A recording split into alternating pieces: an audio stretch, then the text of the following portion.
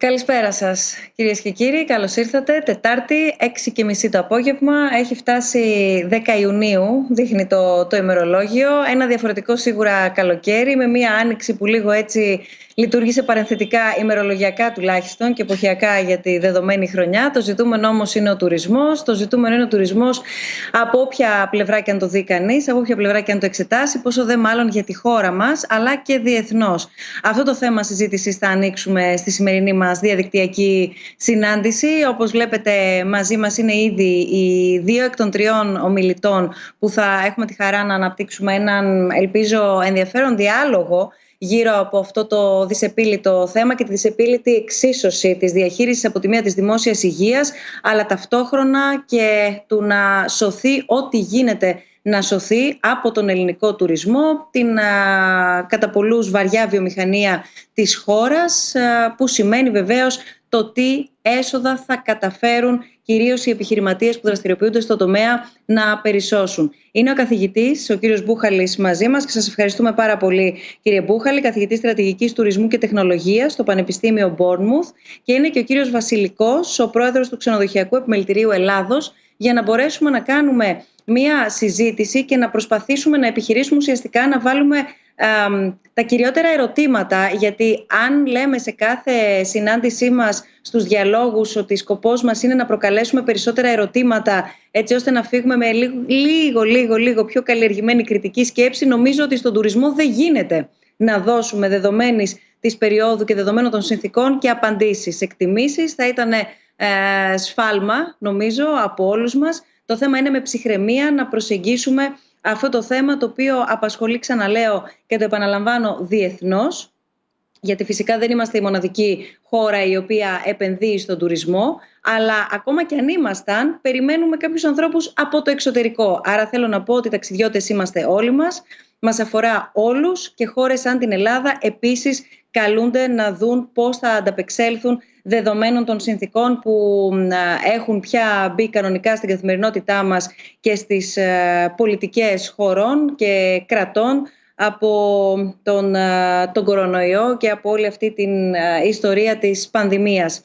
Είναι η 32η διάλογη, λοιπόν. 2 φορές κάθε μήνα συναντιόμαστε και συζητάμε. Συζητάμε όχι, όπως ξέρετε, μόνο μαζί με τους προσκεκλημένους ομιλητές, αλλά και μαζί με εσάς, όλους όσοι μας παρακολουθείτε είτε από την Ελλάδα είτε από το εξωτερικό, μέσω του dialogues.snf.org, αλλά και μέσω του Facebook, από το account του SNF. Σας καλωσορίζουμε, λοιπόν, είτε μας ακούτε στα ελληνικά και μας παρακολουθείτε, είτε από το αγγλικό μας κανάλι. Περιμένουμε τις ερωτήσεις σας, περιμένουμε τις απορίες σας, περιμένουμε τις τοποθετήσεις σας. Ξέρουμε ότι και έχουμε δει ότι έχετε δηλώσει και από διαφορετικά σημεία της Ελλάδος συμμετοχή στη σημερινή μας συζήτηση, ακριβώς επειδή είστε και πάρα πολλοί επιχειρηματίες στον κλάδο του τουρισμού που μας παρακολουθείτε, οπότε θα είναι πολύτιμο όσο πιο νωρίς στη συζήτησή μας να μπουν τα δικά σας σχόλια, να μπείτε και εσείς δηλαδή οι ίδιοι ενεργά στα όσα θα συζητήσουμε μαζί με τους ομιλητές μας. Όπως πάντα, οι ερωτήσεις σας φαίνονται εδώ στο πεδίο των ερωτήσεων, snf.org/dialogues. Εκεί μας στέλνετε τα δικά σας μηνύματα, φυσικά και στα προφίλ, στα social media, SNF Dialogues, τόσο στο Instagram όσο και στο Facebook, αλλά και στο mail μας, snfdialogues@snf.org. Δεν θα πω πολλά περισσότερα, ακριβώς γιατί νομίζω όλοι μας πάνω κάτω και στο περιβάλλον μας έχουμε ανθρώπους οι οποίοι είτε διαχειρίζονται είτε εργάζονται σε τουριστικά καταλύματα ή τουριστικές επιχειρήσεις, μεγαλύτερου ή μικρότερου μεγέθους. Σίγουρα όλοι μας, ακόμα και αν δεν κανονίζαμε έτσι μεγάλης διάρκειας διακοπές, ένα Σαββατοκύριακο, νομίζω κατά τη διάρκεια του καλοκαιριού, ήταν κάτι προσιτό σχεδόν για όλους. Τώρα ακόμα και αυτό θέλει πάρα πολύ σκέψη, θέλει πάρα πολύ οργάνωση, θέλει μια σίγουρα διαφορετική διαδικασία, τόσο στο να κλείσει κάποιος ένα ταξίδι, όσο και στο να δει τις συνθήκες διαμονής του. Οπότε θα ξεκινήσω με ένα πρώτο εισαγωγικό ερώτημα προς τους δυο σας, από διαφορετικό πρίσμα, κύριε καθηγητά, εσείς, από διαφορετικό πρίσμα, κύριε Βασιλική, εσείς, γνωρίζοντας, ξαναλέω, πολύ καλά και την αγορά, και θέλω να ξεκινήσουμε από το τώρα. Πού βρισκόμαστε τώρα? Ο Ιούνιος, όπως είπαμε, έχει μπει. Είμαστε ήδη στη 10η Ιουνίου. Υπό άλλες συνθήκες και άλλες χρονιές, ειδικά για τη χώρα μας, η τουριστική σεζόν θα είχε ξεκινήσει εκεί γύρω στο Πάσχα ή για άλλες επιχειρήσεις λίγο μετά το Πάσχα. Σίγουρα όμως θα είχαμε μία εικόνα.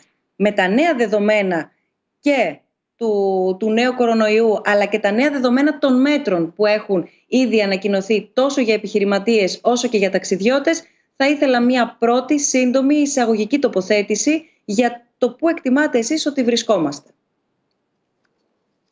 Κύριε καθηγητά, ξεκινήστε. Ξεκινήσω εγώ. Okay. Να ξεκινήσω λίγο στην παγκόσμια εικόνα. Γενικά αυτή τη στιγμή διάφορες χώρες βρίσκονται σε διαφορετικές φάσεις της επιδημίας και σαν αποτέλεσμα κάποιες ανοίγουν σταδιακά και με πολύ μικρά βήματα, κάποιες είναι πολύ πιο προσεκτικές στο πώς ανοίγουν. Γενικά υπάρχει ένα τεράστιο μούδιασμα. Γενικά τα αεροπλάνα κυρίως δεν πετούν και αρχίζουν σιγά σιγά να πετούν και σταδιακά βλέπουμε μια έντονη προσπάθεια πάρα πολλών κυβερνήσεων να ξεκινήσουν πάλι τον τουρισμό με κύριο μοχλό από τη Γερμανία, η οποία έχει βάλει 15 δισεκατομμύρια για να σώσει τη Lufthansa και την TUI και κάποιες άλλες επιχειρήσεις.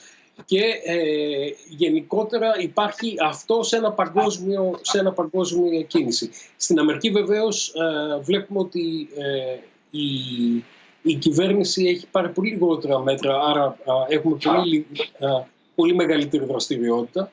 Και στην Κίνα βλέπουμε ότι επειδή μπήκανε πρώτα σε αυτή την καμπύλη, αρχίζουν σιγά σιγά να βλέπουμε recovery. Αυτό έτσι γενικά παγκόσμια. Θα αφήσω τον Αλέξανδρο να μιλήσει για την Ελλάδα.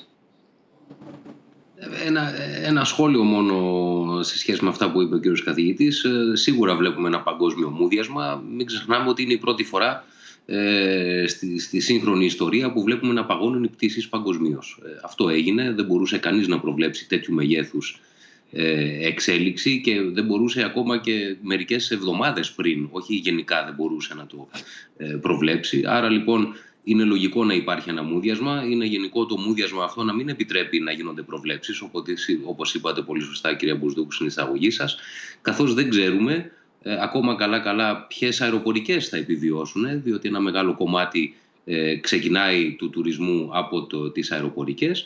Από εκεί και πέρα αυτό παρασέρνει οπωσδήποτε το κομμάτι της φιλοξενίας, της παροχής των ξενοδοχείων και όλων των άλλων καταλυμάτων. Οπότε αυτή τη στιγμή αυτό το παγκόσμιο μούδιασμα το νιώθουμε προφανώς και στην Ελλάδα, η οποία εξαρτάται κατά 80-85% από τις αεροπορικές αφήξεις, άρα εκ των πραγμάτων έχουμε μια πάρα πολύ μεγάλη εξάρτηση. Επιπλέον οι χώρες οι οποίες εντός εισαγωγικών προμηθεύουν, είναι οι χώρες πηγή, οι κύριες χώρες από τις οποίες προέρχονται οι τουρίστες στη χώρα μας, τυχαίνει να είναι και οι χώρες οι οποίες είχαν το μεγαλύτερο πρόβλημα στην έξαρση του COVID-19. Άρα λοιπόν δεν έχουμε και το αβαντάζ του οδικού τουρισμού που μπορεί να υπάρχει σε άλλες χώρες πιο κοντινές στην κεντρική Ευρώπη, γιατί και αυτό παίζει ένα πάρα πολύ μεγάλο ρόλο στη συμπεριφορά του καταναλωτή, η δυνατότητα δηλαδή να μετακινείται με το αυτοκίνητό του. Εμάς αυτό αφορά συγκεκριμένες αγορές, τις οποίες θα προσπαθήσουμε να κεφαλαιοποιήσουμε, αλλά σε καμία των περιπτώσεων δεν είναι οι αγορές οι οποίες μπορούν να κάνουν τη διαφορά ιστορικά για την ελληνική αγορά. Άρα τα πράγματα είναι δύσκολα. Δεν νομίζω ότι μπορεί φέτος να υπάρξει κάποια αναμονή ιδιαίτερη για τα αποτελέσματα της φετινής σεζόν. Αυτό που μπορούμε με σιγουριά να πούμε είναι ότι δεν θα έχει καμία απολύτως σχέση ο τουρισμός φέτος με αυτό το οποίο βιώσαμε τα τελευταία χρόνια, όσα χρόνια πίσω κι αν πάμε. Είναι μια χρονιά στην οποία οφείλουμε να συντηρήσουμε μια εξαιρετική εικόνα ως χώρα, την οποία κατακτήσαμε, και το λέω διότι είχαμε πολλά χρόνια να είμαστε ως χώρα πρωτοσέλιδο για καλούς λόγους. Αυτό έχουμε ευθύνη να το συντηρήσουμε μέσα στην τουριστική σεζόν. Γι' αυτό και οι ίδιοι οι ξενοδόχοι ζητήσαμε επίμονα και συνεργαστήκαμε προκειμένου να υπάρχουν πρωτόκολλα και να συνεχίσουμε να δουλεύουμε πάνω σε αυτά ακόμα και αυτή τη στιγμή που μιλάμε, προκειμένου να κτίσουμε το restart από το 2021. Δεν υπάρχει κάτι άλλο το οποίο μπορούμε να περιμένουμε φέτος.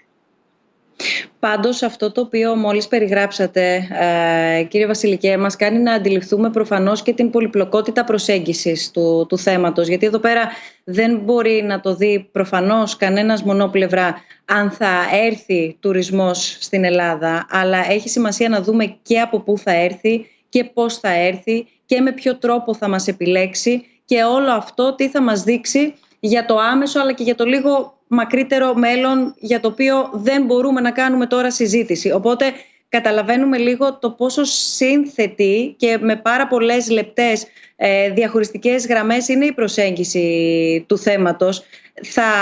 Θα το πάω ένα βήμα πίσω. Σε μία από τις συζητήσεις που είχαμε τις προηγούμενες ημέρες όλοι μαζί, εν ώψη της σημερινής μας συζήτησης, είχατε επισημάνει, κύριε Μπούχαλη, χωρίζοντας, αν θέλετε, σε χρονικές φάσεις, σε χρονικές περιόδους, έτσι, μετά το lockdown και την έναρξη, έστω και τώρα, της τουριστικής περίοδου, ότι με κάποιο τρόπο πρέπει να εξασφαλίσουμε ότι πρωτίστως είμαστε ζωντανοί.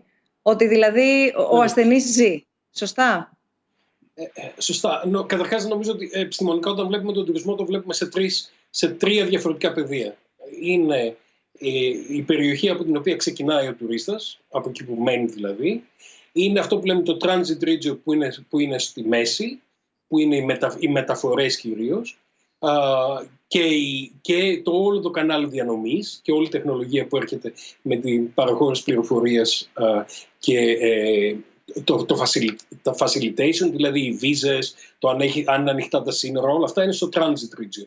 Και μετά έχουμε το destination, το οποίο είναι ο προορισμός, εκεί που πηγαίνουμε δηλαδή. Ο τουρισμός λοιπόν για να λειτουργήσει θα πρέπει και τα τρία αυτά να είναι πράσινα, να είναι δηλαδή ανοιχτά. Εάν ένα από αυτά δεν δουλεύει, σημαίνει ότι δεν μπορεί να δουλέψει. Τώρα, στο ερώτημά σας, υπάρχουν διάφορες φάσεις. Αυτή τη στιγμή είμαστε ακριβώς πάνω στην κατάσταση του emergency, δηλαδή της ανάγκης, της έκτακτης ανάγκης. Κάποιες χώρες βγαίνουν από αυτό σταδιακά. Και η Ελλάδα είναι σε μία από αυτές τις χώρες, οι οποίες βγαίνουν προσεκτικά.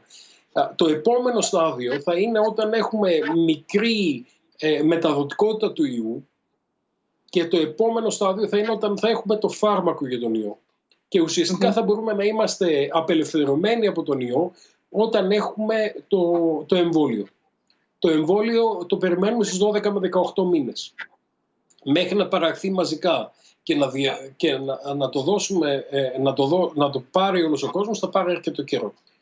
Νομίζω ότι αυτά τα δύο σχήματα είναι πολύ σημαντικά όταν βλέπουμε και μελετάμε τον τουρισμό επιστημονικά. Δηλαδή οι τρεις περιοχές και οι τρεις φάσεις που βλέπουμε μετά. Επανερχόμενοι σε αυτό που είπε ο κύριος Βασιλικός για την παρούσα φάση, για να δούμε λίγο έτσι ακριβώς όπως μας χωρίσατε, κύριε Μπούχαλη, τις φάσεις της διαδικασίας αλλά και τις φάσεις της διαδικασίας του ταξιδιού, γιατί πρέπει να έχουμε και τα δύο χρονοδιαγράμματα, τέλος πάντων, αν μπορώ να το πω έτσι. Γιατί η κάθε φάση έχει τη δική της προφανώς συνάρτηση με την επόμενη ή την προηγούμενη, αλλά και μεταξύ τους διαφορετική αλληλεπίδραση. Ο κύριος Βασιλικός ανέφερε νωρίτερα το πώς μπορεί να κεφαλαιοποιηθεί η καλή μέχρι στιγμής πορεία της Ελλάδας ως προς το πρώτο κύμα, την πρώτη φάση, έτσι όπως την βιώσαμε της πανδημίας τους μόλις προηγούμενους μήνες. Το ερώτημα τώρα εδώ πέρα, κύριε Βασιλικέ, είναι και ως ένα βαθμό είναι ρητορικό, αλλά θα ήθελα να μας μεταφέρετε την αίσθηση όλων των επιχειρηματιών και την αίσθηση που και εσείς λαμβάνετε, γιατί πέφτει ένα πολύ μεγάλο μέρος του βάρους τώρα στις επιχειρήσεις στον τομέα του τουρισμού και το βάρος το δικό τους ως επιχείρηση, κάθε επιχείρηση δηλαδή να ζυγίσει εάν, πώς και πότε μπορεί να ανοίξει, και από εκεί και πέρα το πώς θα μπορέσει πρωτίστως, φαντάζομαι, να διαχειριστεί ένα πιθανό κρούσμα ή μια πιθανή, σίγουρα πρωτόγνωρη όμως κατάσταση υγειονομικού πια περιεχομένου, και ταυτόχρονα να εξασφαλίσει και τον όσο πιο νομαλό τρόπο λειτουργίας της ως επιχείρηση, ως προς τη βιωσιμότητά της δηλαδή. Ναι. Βάλατε πολλά και υπάρχουν και πολλά περισσότερα ακόμα. Και πολύ είναι τα δύο βασικά όμως, αν δεν κάνω λάθος. Τα δύο βασικά δηλαδή για έναν μέσο επιχειρηματία να δει αυτή τη στιγμή πώς και αν θα μπορέσει να ανοίξει την επιχείρησή του χωρίς να υπάρξει κίνδυνος για τους εργαζόμενους αλλά και για τους φιλοξενούμενους, και από την άλλη να δει πώς μπορεί και να επιβιώσει ως επιχείρηση. Ναι, και περιγράφεται σε μικρογραφία αυτό το οποίο είπατε εισαγωγικά σε όλο τον πλανήτη τώρα, και βλέπουμε πολλές διαφορετικές προσεγγίσεις ανά χώρα, βλέπουμε πολλές προσεγγίσεις διαφορετικές ακόμα και ανά state στην Αμερική. Υπάρχει η προσπάθεια αυτή να βρεθεί ισορροπία μεταξύ δημόσιας υγείας και οικονομίας. Είναι προφανές ότι δεν υπάρχει ζυγαριά στην οποία να μπορείς να βάλεις την ανθρώπινη ζωή και το χρήμα ή την οικονομία. Άρα είναι δύο διαφορετικά πράγματα. Είναι δύο διαφορετικά πράγματα όμως τα οποία πρέπει να συμβιώσουν. Άρα αυτό το οποίο περιγράφεται σε επίπεδο ξενοδόχου, και να πω εδώ ότι το ελληνικό ξενοδοχείο έχει μέσο όρο 42 δωμάτια. Αυτό είναι το ελληνικό ξενοδοχείο. Είναι η μικρή οικογενειακή επιχείρηση. Μην έχουμε στο μυαλό μας μεγάλες δομημένες ξενοδοχειακές μονάδες των 500 δωματίων. Το ελληνικό ξενοδοχείο είναι 42 δωμάτια. Αυτός λοιπόν ο συνάδελφος πρέπει να πάρει μια πάρα πολύ σοβαρή απόφαση, η οποία είναι αυτό που είπατε, είναι η μικρογραφία αυτού του παγκόσμιου διαλόγου που γίνεται σήμερα. Πώς θα εξασφαλίσω ότι θα είμαι εγώ και οι εργαζόμενοι στο ξενοδοχείο ασφαλείς από άποψη υγείας, και κατά δεύτερον αυτό να το ισορροπήσω με μια χρονιά στην οποία δεν έχω αυτή τη στιγμή κανένα δεδομένο από όσα έχω συνήθως στα χέρια μου, όχι τον Φεβρουάριο ή τον Μάρτιο. Από τον Νοέμβριο-Δεκέμβριο της μίας χρονιάς αποφασίζονται τα αεροπορικά σλότς της επόμενης σεζόν. Άρα πριν τα Χριστούγεννα έχεις ήδη μια εικόνα του πού πάει η επόμενη σεζόν. Εκεί λοιπόν τώρα έχουμε φτάσει να είμαστε Ιούνιο, να αναρωτιέται ο συγκεκριμένος συνάδελφος αν θα ανοίξει 1η Ιουλίου, χωρίς να ξέρει ακόμα ποια αεροπλάνα θα πετάνε, με τι πληρότητα θα πετάνε, με ποιους όρους θα έρχεται ο άνθρωπος ο οποίος θα έρχεται στην χώρα. Άρα επί της ουσίας έχει πολύ περισσότερα ερωτηματικά από τις όποιες απαντήσεις μπορεί να βάλει για να αρχίζει να λύνει την εξίσωση. Άρα καταλήγουμε στο γεγονός ότι αυτή τη στιγμή δεν υπάρχουν αποφάσεις οι οποίες μπορούν να πάρθουν χωρίς ρίσκο. Είναι μια χρονιά, όπως είπα, στην οποία δεν αναμένουμε κάτι. Απλά πρέπει να προστατέψουμε την εικόνα την οποία έχουμε κτίσει ως χώρα, και όταν λέω να την κεφαλαιοποιήσουμε, ένας τρόπος υπάρχει να την κεφαλαιοποιήσουμε, να μην τη χάσουμε. Και πρέπει να δούμε τα πράγματα ρεαλιστικά. Κρούσματα θα υπάρξουν. Κρούσματα υπάρχουν και σήμερα την ώρα που μιλάμε. Άρα, το θέμα είναι η διαχείριση των κρούσματων.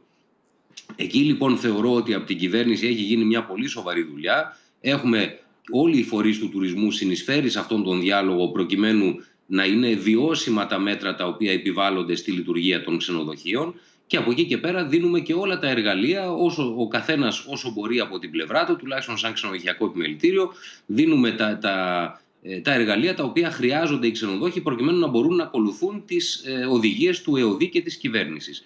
Αυτά μπορούμε να κάνουμε μέχρι τώρα. Από εκεί και πέρα τη δουλειά του να φέρνουμε τουρίστες ξέρουμε να την κάνουμε.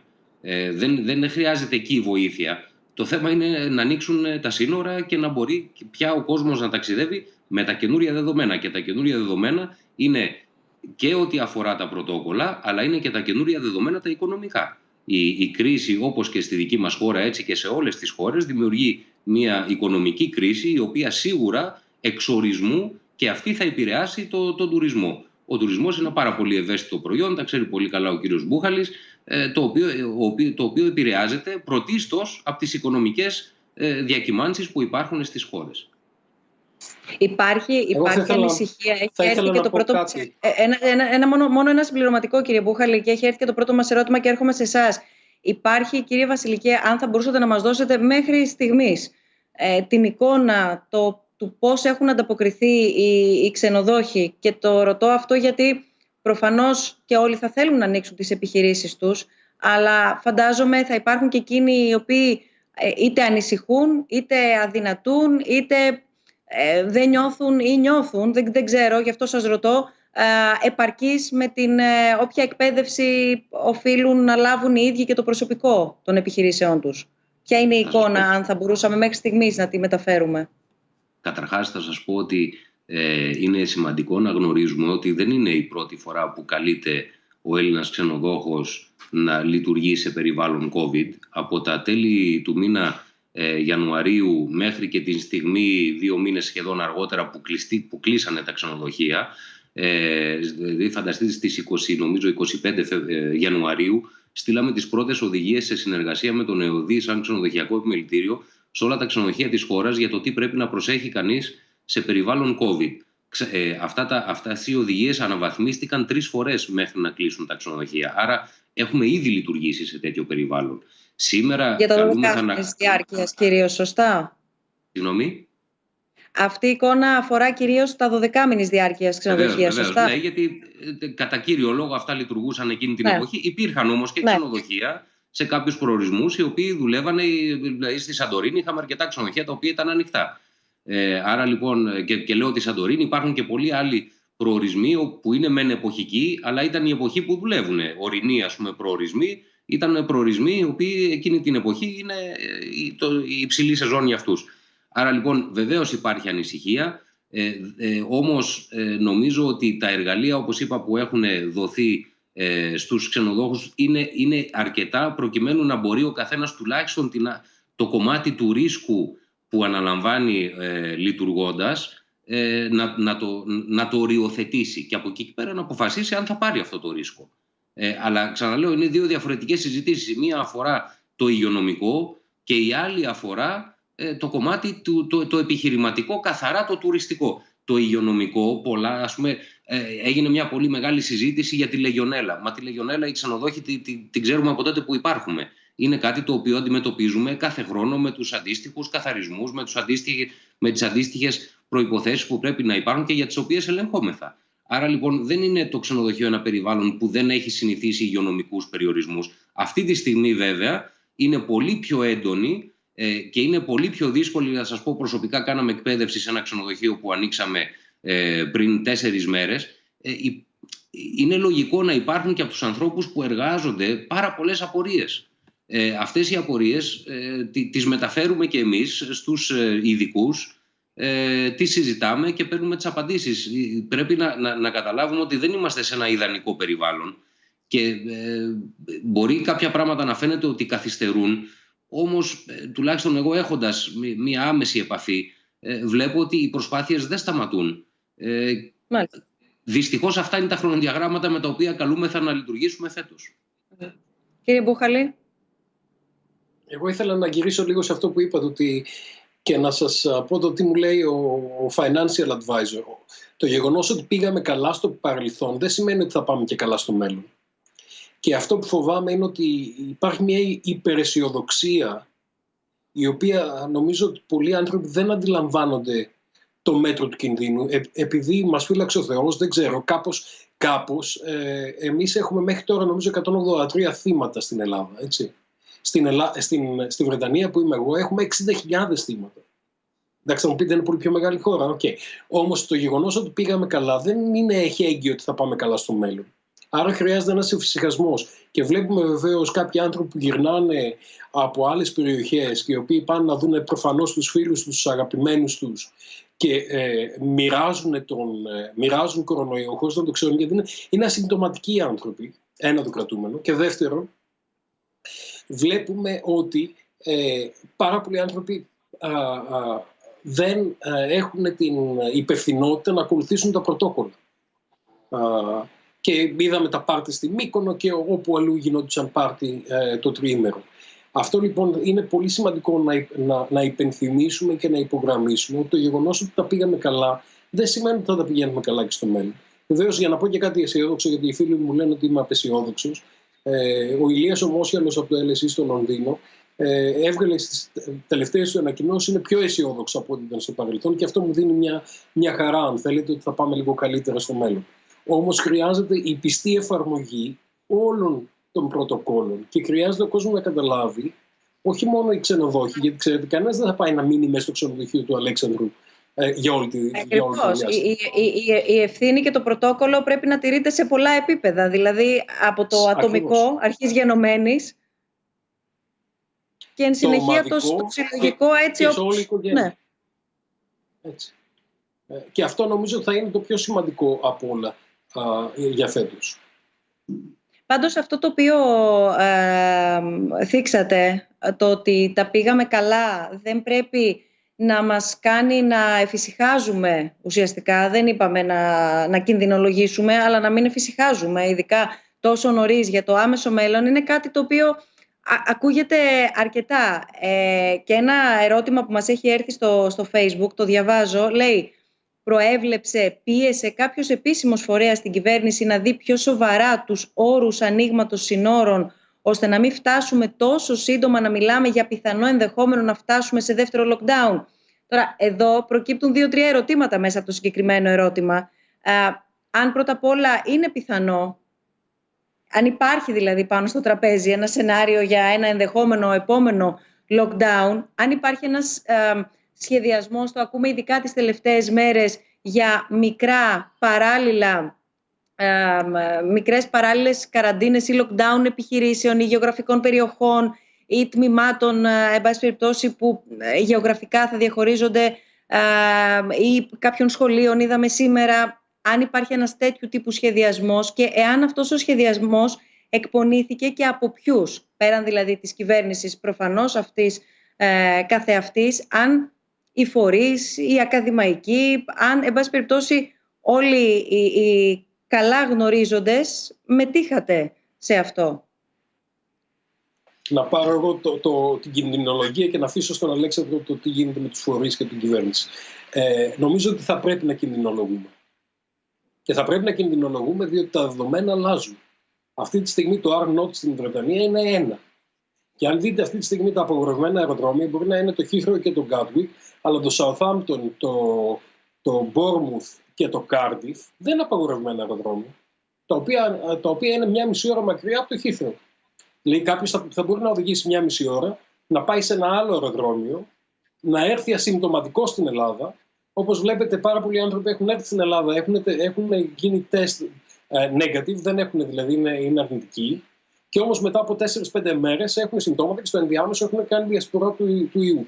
Άρα θα πρέπει να κινδυνολογήσουμε, γι' αυτό είναι σημαντικό να ακολουθούμε τα πρωτόκολλα και να καταλάβουμε το πώς θα πρέπει να λειτουργήσουμε εμείς του τουρισμού διαφορετικά, για να σώσουμε τους ανθρώπους που δουλεύουν σε εμάς και τις οικογένειές τους και όλους τους ανθρώπους και όλους τους πελάτες μας, και για να έχουμε μία σεζόν όπως θα την έχουμε και αν την έχουμε, γιατί δεν είμαι σίγουρος ότι θα την έχουμε, έτσι ώστε να πάμε στην επόμενη μέρα.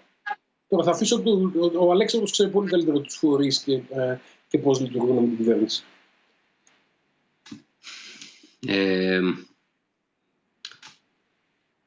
Να πω ένα μικρό σχόλιο πάνω σε αυτό το οποίο υπόθηκε στην αρχή. Τα μέτρα προσωπικής υγιεινής ή τα πρωτόκολλα δεν γνωρίζουν εθνικότητες. Ή τηρούμε ή δεν τηρούμε τα πρωτόκολλα. Είναι τόσο απλό. Οπότε κίνδυνος διασποράς και έξαρσης υπάρχει και πριν ανοίξουν τα σύνορα. Άρα λοιπόν είναι ούτως ή άλλως ένας τρόπος ζωής ο οποίος για μένα δεν πρέπει να συνδέεται ούτε με εθνικότητες, ούτε με τουρισμό, αλλά με όλες τις δραστηριότητες ούτως ή άλλως οι οποίες λαμβάνουν χώρα σε μια οικονομία. Από εκεί και πέρα, όσον αφορά την ερώτηση η οποία τέθηκε, καταρχάς ερωτήσεις που ξεκινάνε με προβλέψεις, λίγο τις φοβάμαι τέτοια εποχή, αλλά θα μείνω στην πίεση και όχι στην πρόβλεψη. Δεν είμαστε γαλατικό χωριό η Ελλάδα για να παίρνουμε μονομερείς αποφάσεις. Οι αποφάσεις οι οποίες παίρνονται όσον αφορά το άνοιγμα των συνόρων προφανώς ξεκινάνε από τις κυβερνητικές αποφάσεις και γραμμές. Υπάρχουν όμως και διπλωματικές σχέσεις, ανήκουμε στην Ευρώπη, υπάρχουν διμερείς συμφωνίες, υπάρχουν πρωτόκολλα τα οποία συζητιούνται, είτε καταλήγουν είτε δεν καταλήγουν σε ευρωπαϊκό επίπεδο, αλλά δεν είμαστε μόνοι. Δηλαδή δεν είναι θέμα επειδή θα πιέσει ένας φορέας ή 2 ή 3 φορείς την κυβέρνηση, τότε η απόφαση της κυβέρνησης θα είναι αυτή που θα είναι. Δεν είμαστε μόνοι μας, υπάρχουν και άλλοι. Νομίζω ότι οι ισορροπίες οι οποίες πρέπει να κρατηθούν, και αυτό αν μη τι άλλο η Ευρώπη το έχει αποδείξει ότι κρατάει τις σωστές ισορροπίες, αυτό βέβαια θα το κρίνουν οι ιστορικοί του μέλλοντος. Αλλά αυτή τη στιγμή, όπως είναι και ο τίτλος της συζήτησης σήμερα, είμαστε σε αχαρτογράφητα νερά. Αποφάσεις παίρνονται πάντα με πάρα πολύ μεγάλο ρίσκο, δυστυχώς. Είδαμε εδώ πέρα και θέλω να βάλουμε στη συζήτησή μας και την κυρία Ζούνη που είναι μαζί μας, να την καλωσορίσουμε. Η Γεωργία Ζούνη είναι διδάσκουσα τμήματος τουριστικών σπουδών του Πανεπιστημίου. Καλησπέρα σας κυρία Ζούνη και ευχαριστούμε πολύ και εσάς που είστε σήμερα μαζί μας. Αυτό που ήθελα να ρωτήσω είναι το εξής. Η εικόνα της Ελλάδας ήταν μέχρι στιγμής καλή, δεν επαναλαμβάνω, τα είπαμε και νωρίτερα, τα ανέφερε και ο κύριος Μπούχαλης. Από την άλλη, μετά, όταν σιγά σιγά μπαίναμε στην επόμενη φάση της πρώτης χαλάρωσης των μέτρων και σιγά σιγά στη συζήτηση επανεκκίνησης του τουρισμού και έναρξης της τουριστικής περίοδου, είδαμε και την προσπάθεια από την πλευρά της Ελλάδας να γίνει ελκυστική, να γίνει ακόμα περισσότερο ελκυστική, κυρίως στην υπόλοιπη Ευρώπη και αν θέλετε, στις χώρες που παραδοσιακά έρχονται τουρίστες, όπως είναι η Γερμανία που αναφέρατε, κύριε Βασιλικέ, όπως είναι η Βρετανία, όπως είναι η Ιταλία. Ιταλία, Βρετανία, χώρες με πάρα πολύ υψηλό αριθμό θανάτων, κρουσμάτων και ούτω καθεξής. Παρόλα αυτά αποτελούν στόχο, καταλαμβάνουν ένα πολύ μεγάλο κομμάτι της τουριστικής πίτας παραδοσιακά. Αυτό που ήθελα να ρωτήσω είναι το εξής. Από τη μία είδαμε και βλέπουμε μία προσπάθεια από την Ελλάδα να διασφαλίσει και να επικοινωνήσει ότι η Ελλάδα αποτελεί έναν ασφαλή, για τα δεδομένα πάντα, τουριστικό προορισμό. Από την άλλη όμως είναι ευδιάκριτη και μία διστακτικότητα βάσει των πολιτικών που ακολουθούνται από τις αντίστοιχες χώρες στο να φύγουν είτε οι Γερμανοί είτε οι Ιταλοί προκειμένου να ταξιδέψουν. Και βλέπουμε εδώ πέρα να μην εκφράζεται αυτό επίσημα και σε διπλωματικό επίπεδο, βέβαια αυτό θα οδηγούσε σε άλλα μονοπάτια, αλλά βλέπουμε κίνητρα τα οποία δίνονται από αυτές τις χώρες έτσι ώστε να ενισχυθεί ο δικός τους εσωτερικός τουρισμός.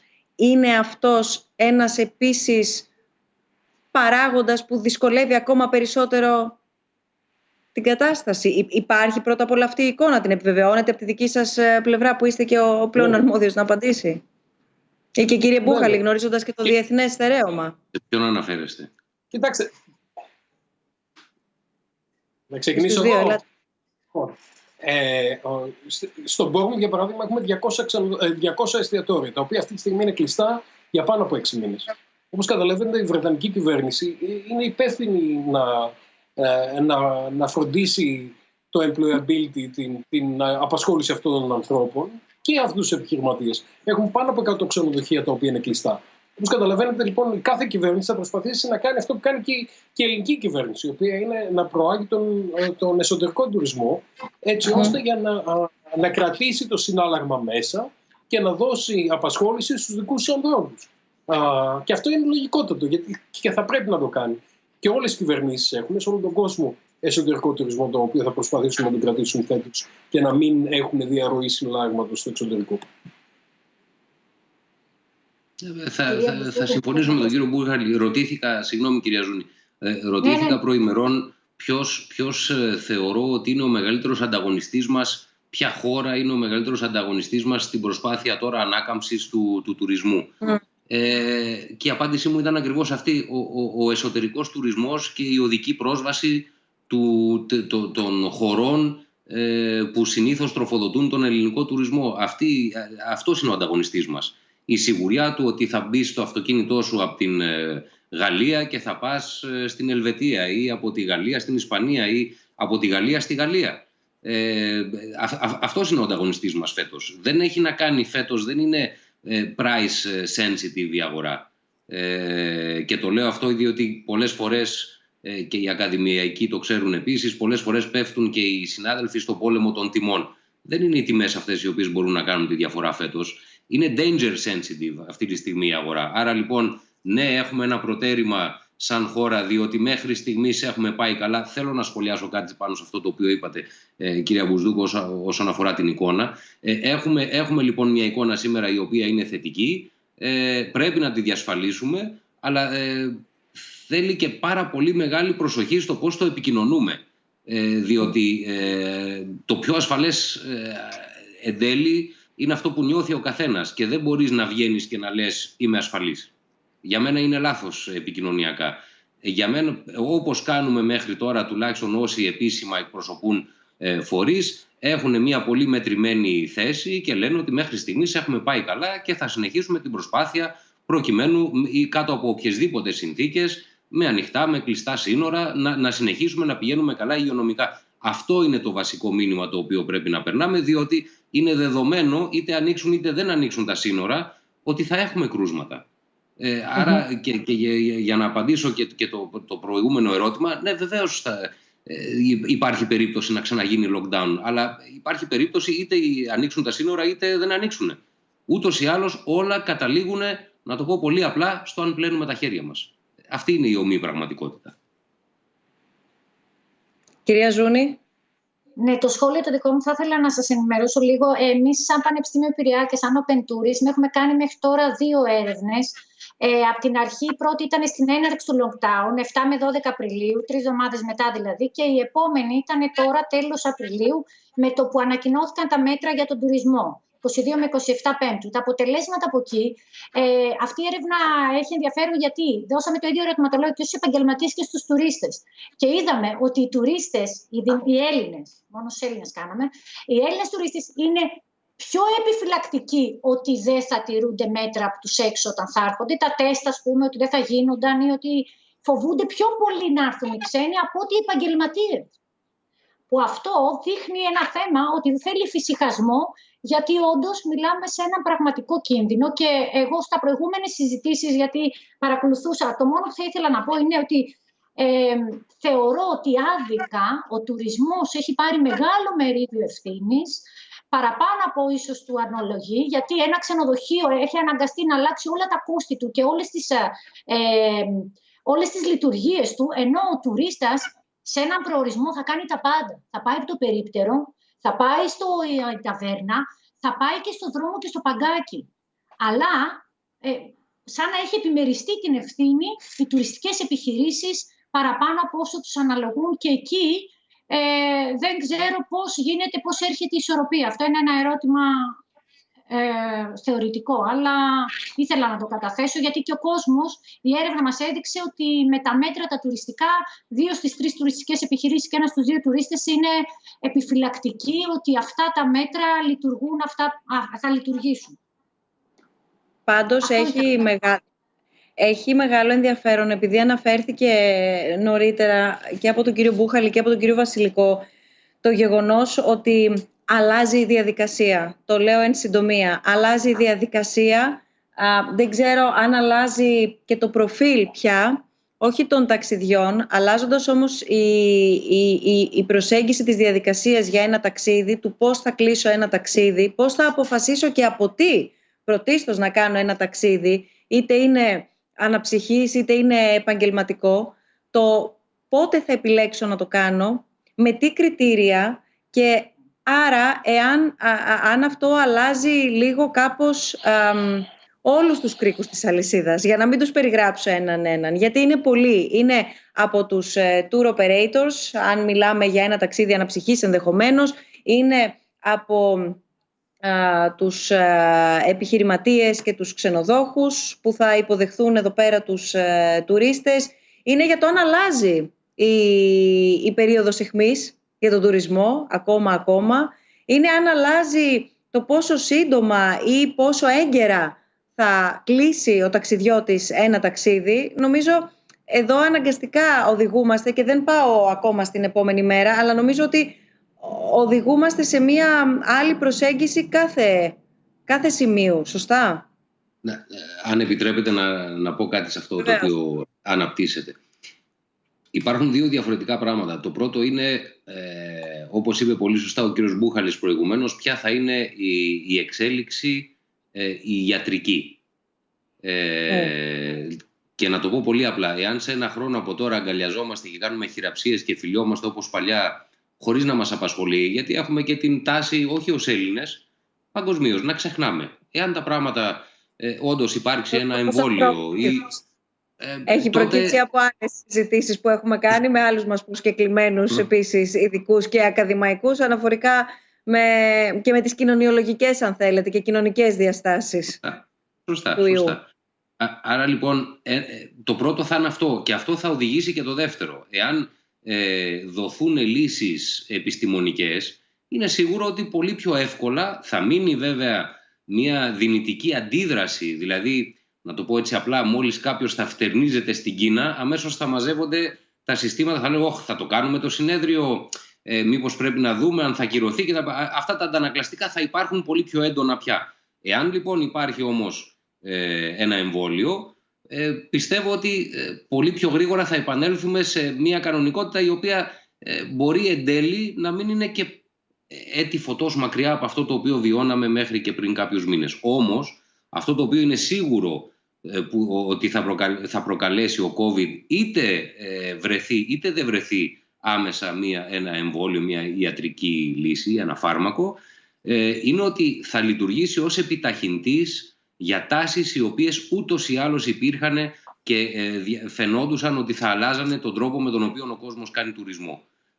Υπήρχαν αυτές οι τάσεις, υπάρχουν αυτές οι τάσεις και θεωρώ ότι θα είναι ένας καταλύτης η κρίση αυτή, προκειμένου να έρθουμε πολύ πιο σύντομα και πολύ πιο γρήγορα σε αποφάσεις οι οποίες θα μας οδηγήσουν πολύ σύντομα σε αλλαγή του τουριστικού μοντέλου. Εκεί κατευθύνονται και τα χρηματοδοτικά προγράμματα τα ευρωπαϊκά, εκεί θα κατευθυνθούν και οι κυβερνήσεις, εκεί κατευθύνονται και οι επιχειρηματίες. Δηλαδή θεωρώ ότι πάρα πολύ γρήγορα θα δούμε τις αλλαγές τις οποίες ούτως ή άλλως προβλέπαμε να συμβαίνουν στην αγορά του τουρισμού.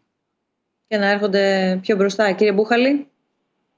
Ειδικά στην τεχνολογία. Αυτό που είδαμε είναι ότι ξαφνικά μάθαμε όλοι σε 3 μήνες να χρησιμοποιούμε όλα τα μέσα, να μπορούμε να τα κάνουμε όλα από το σπίτι μας και από ηλεκτρονικά μέσα. Digitization steroids το λέμε αυτό. Δηλαδή έχει μετακινηθεί τόσο πολύ. Αυτό βεβαίως σημαίνει ότι πάρα πολλοί άνθρωποι δεν θα μπορούν να ακολουθήσουν αυτή την πορεία και άρα αυτό που θα γίνει είναι ότι θα έχουν μια συγκέντρωση κεφαλαίου και το έχουμε δει και σε προηγούμενες περιπτώσεις. Έτσι, το είδαμε στο SARS στην Ασία, όπου μετά πήρε γύρω στους 3 με 4 χρόνους στους ανθρώπους για να βγάλουν τις μάσκες και να είναι εντελώς ασφαλείς έξω. Όπως το είδαμε και μετά το September 11. Κάποιος φίλος μου έλεγε ότι είχε γύρω στις 20 αεροπορικές εταιρείες και μετά το September 11 καταλήξανε στις 4 ουσιαστικά στην Αμερική.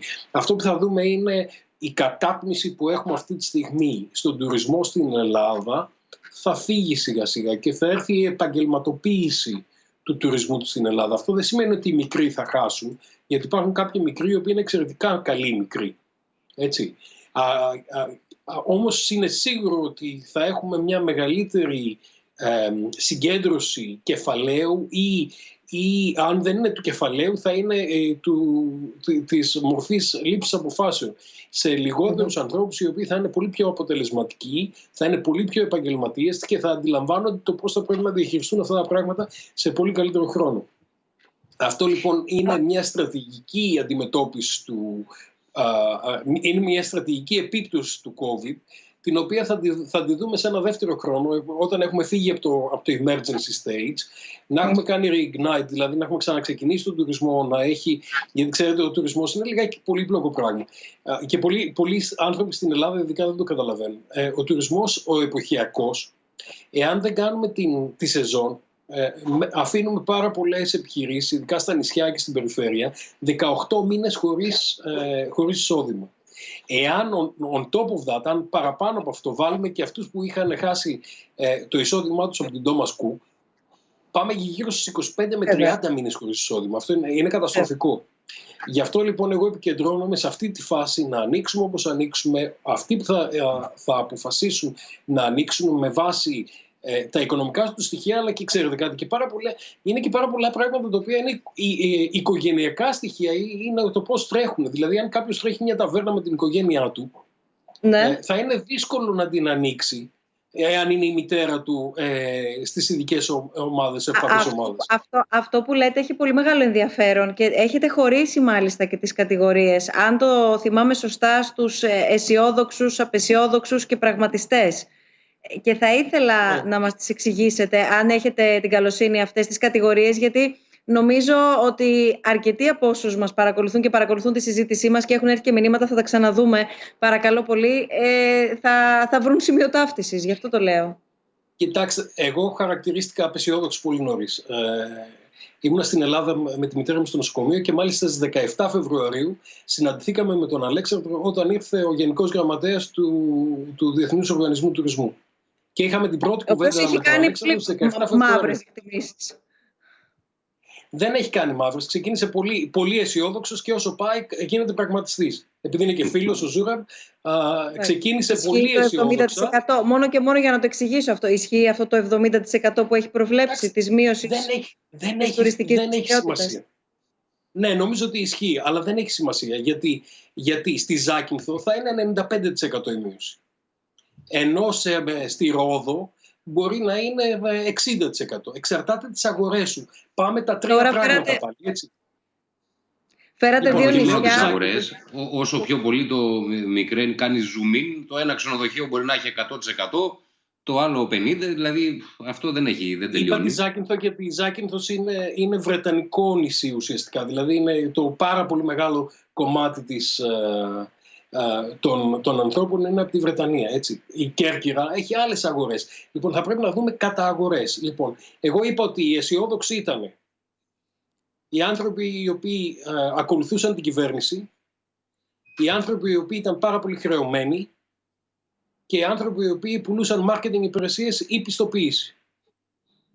Απεσιόδοξοι ήταν αυτοί οι οποίοι ήταν σε ευπαθείς ομάδες, αυτοί που δεν είχαν χρέη και αυτοί που βλέπαν τα πράγματα με ένα κοινωνικό μοντέλο, συν η αντιπολίτευση. Αυτό είναι λίγο στο πολιτικό. Και υπήρχαν και κάποιοι πραγματιστές. Εγώ θεωρώ τον εαυτό μου πραγματιστή. Εγώ κλείστηκα μέσα στο control room και βλέπω όλες τις πληροφορίες που έρχονται από όλο τον κόσμο συνεχώς.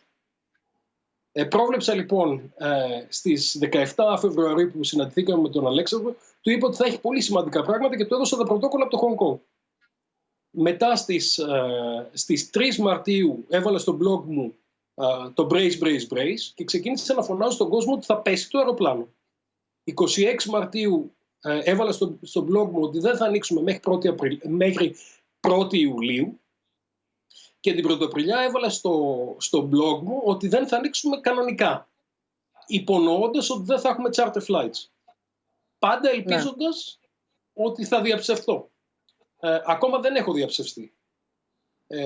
Όμως υπάρχει μια κίνηση αυτή τη στιγμή από τη Γερμανία κυρίως και είναι οικονομική κίνηση διότι έχουν 15 δις άνοιγμα στον τουρισμό συγκεκριμένα και προσπαθούν να ανοίξουν με και τις επιχειρήσεις οι οποίες έχουν τα Rio Hotels, όλα αυτά που έχουν στους προορισμούς και κυρίως θα υποστηρίξουν αυτά τα ξενοδοχεία, να ξανανοίξει το τουριστικό κύκλωμα. Λοιπόν, αυτή είναι μια πραγματική αντίληψη για μένα. Βλέπω ακόμα πολλούς ανθρώπους οι οποίοι είναι εξαιρετικά αισιόδοξοι, μετά όμως από λίγο καιρό όσο πάει η αισιοδοξία φεύγει και όσο πάμε και πιο πολύ ακούμε για το 2021 και ακούμε λιγότερο για το 2020.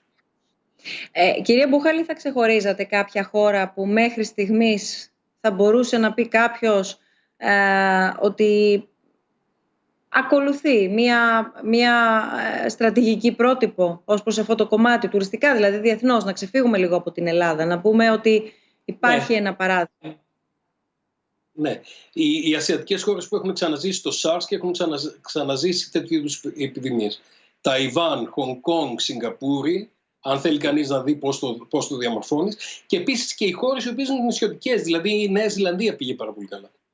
Και η Αυστραλία πήγε πάρα πολύ καλά, γιατί έχουν αντίληψη του επιδημιολογικού θέματος. Και βεβαίως και πήραν και πολιτικές αποφάσεις ότι θα προφυλάξουμε τον πληθυσμό μας και θα υποφέρει η οικονομία μας. Βεβαίως, όπως βλέπετε από τη Σουηδία, ακόμα και εκεί που και τη Βρετανία, ακόμα και εκεί που δεν προφυλάξαν τον προορισμό και τους ανθρώπους, με την έννοια ότι θα κάνουμε την ανοησία της αγέλης, γιατί περί ανοησίας πρόκειται,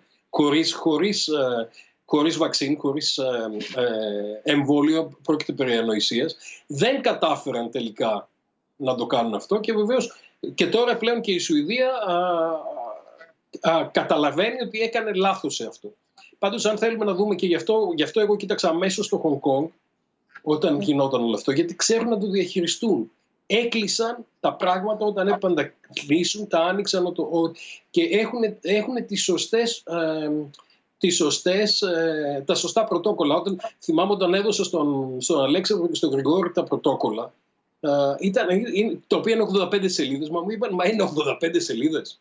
Αυτή τη στιγμή το πρωτόκολλο της Ρίου, της Ισπανικής, είναι 245 σελίδες, αν θυμάμαι καλά. Το οποίο έχει τη λεπτομέρεια την οποία χρειάζεται να δούμε έτσι ώστε να προστατευτούμε. Εμείς την έχουμε αυτή τη λεπτομέρεια. Χίλια συγγνώμη κύριε Βασιλική, έρχομαι σε εσάς γιατί έχουμε και ένα ερώτημα για εσάς. Αυτή τη λεπτομέρεια εμείς κύριε Μπούχαλη την έχουμε? Εθνικά θέλω να πω, στη στρατηγική που μέχρι τώρα έχει εκπονηθεί για την περίπτωση της Ελλάδας. Υπάρχει αυτή η λεπτομέρεια? Καλώς ανοίξαμε. Μπορεί να διατυπωθεί ποικιλοτρόπως το ερώτημα, αλλά να το δούμε επί του περιεχομένου. Είναι δύσκολη η απόφαση αυτή και είναι δύσκολη πολιτική και οικονομική απόφαση. Έτσι. Νομίζω ότι την πληροφορία την πήραν οι φίλοι και οι συνάδελφοι και οι συνοδοιπόροι και ο Αλέξανδρος με το ΞΕ και η ΠΟΞ και όλοι οι άλλοι. Συν ότι από ένα σημείο και μετά εγώ άρχισα μια μεγάλη καμπάνια να ζητάω από όλους τους οργανισμούς να μοιράζονται τα πρωτόκολλά τους.